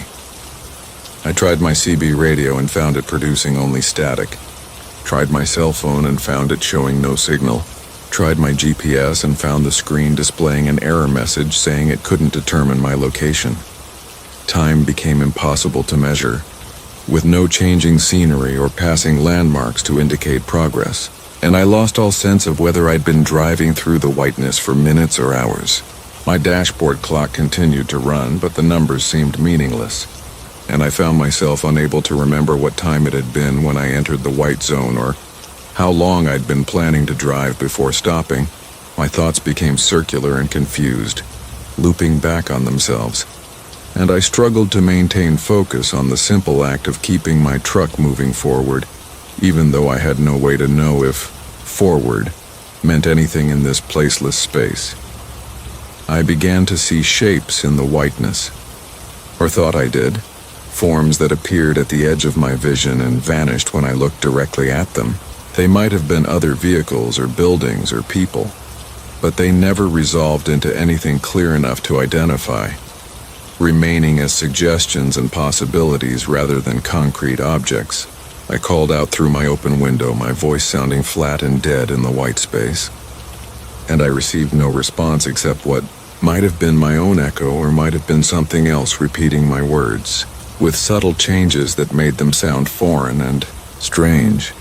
The fear that I'd made a terrible mistake by entering the white zone grew with each passing moment that I remained trapped in it, and I considered stopping completely, bringing my truck to a halt and waiting to see if the whiteness would eventually dissipate or if I would be able to perceive an exit. But the thought of sitting motionless in that void was somehow more frightening than continuing to move, and I kept my foot on the accelerator, maintaining my slow but steady progress through the nothing that surrounded me. I thought about the other vehicles I'd seen entering the whiteness ahead of me, wondered if they were still traveling through it, or if they'd already emerged back into normal reality, and I questioned whether my perception of the white zone was unique to me or if everyone experienced it but simply didn't acknowledge or remember it afterward. The emergence from the whiteness happened as suddenly as the entry had, reality snapping back into existence around me without warning or transition. One moment I was surrounded by formless white, and the next I was driving on a normal highway with landscape and sky and sun all restored to their proper places. I glanced at my dashboard clock and saw that according to its reading I'd been in the white zone for approximately 18 minutes, though my subjective experience suggested either much less or much more time had passed. My GPS reactivated and showed me continuing on Highway 94 exactly where I should be, with no indication of any deviation or impossibility in my route. I pulled over at the next rest area, needing to stop and verify that I was actually back in normal reality and not experiencing some continuing hallucination or perceptual distortion. The rest area was solid and ordinary, with other vehicles parked in neat rows and travelers moving about on mundane errands, and the normalcy of the scene was deeply reassuring after the disorienting experience of the white zone.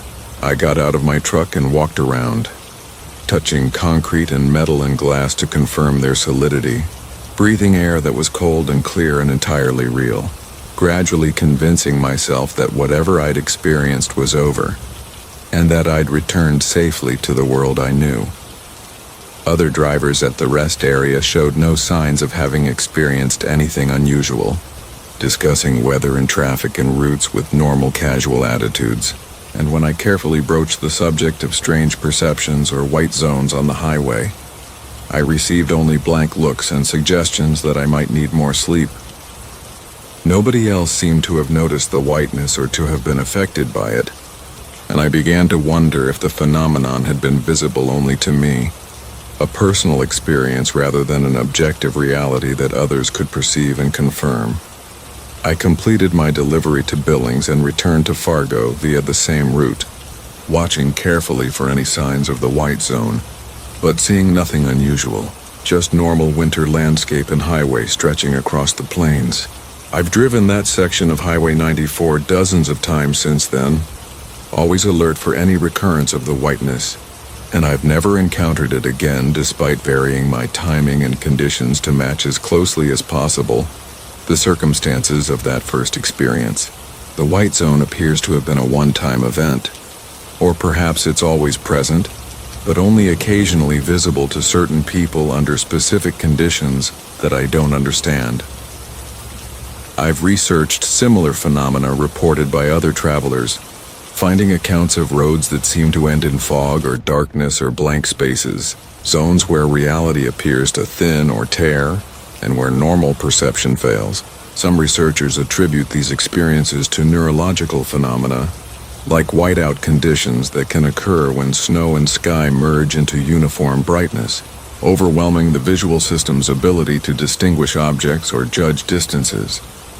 Others suggest psychological explanations, arguing that the stress and isolation of long-distance driving can create perceptual distortions or brief, dissociative states where the brain fills gaps in awareness with simplified representations like uniform whiteness, but none of these explanations fully account for the details of my experience, for the complete absence of all visual information including my own headlights, or for the way the white zone seemed to exist as a discrete location that I entered and exited, rather than as a temporary perceptual state.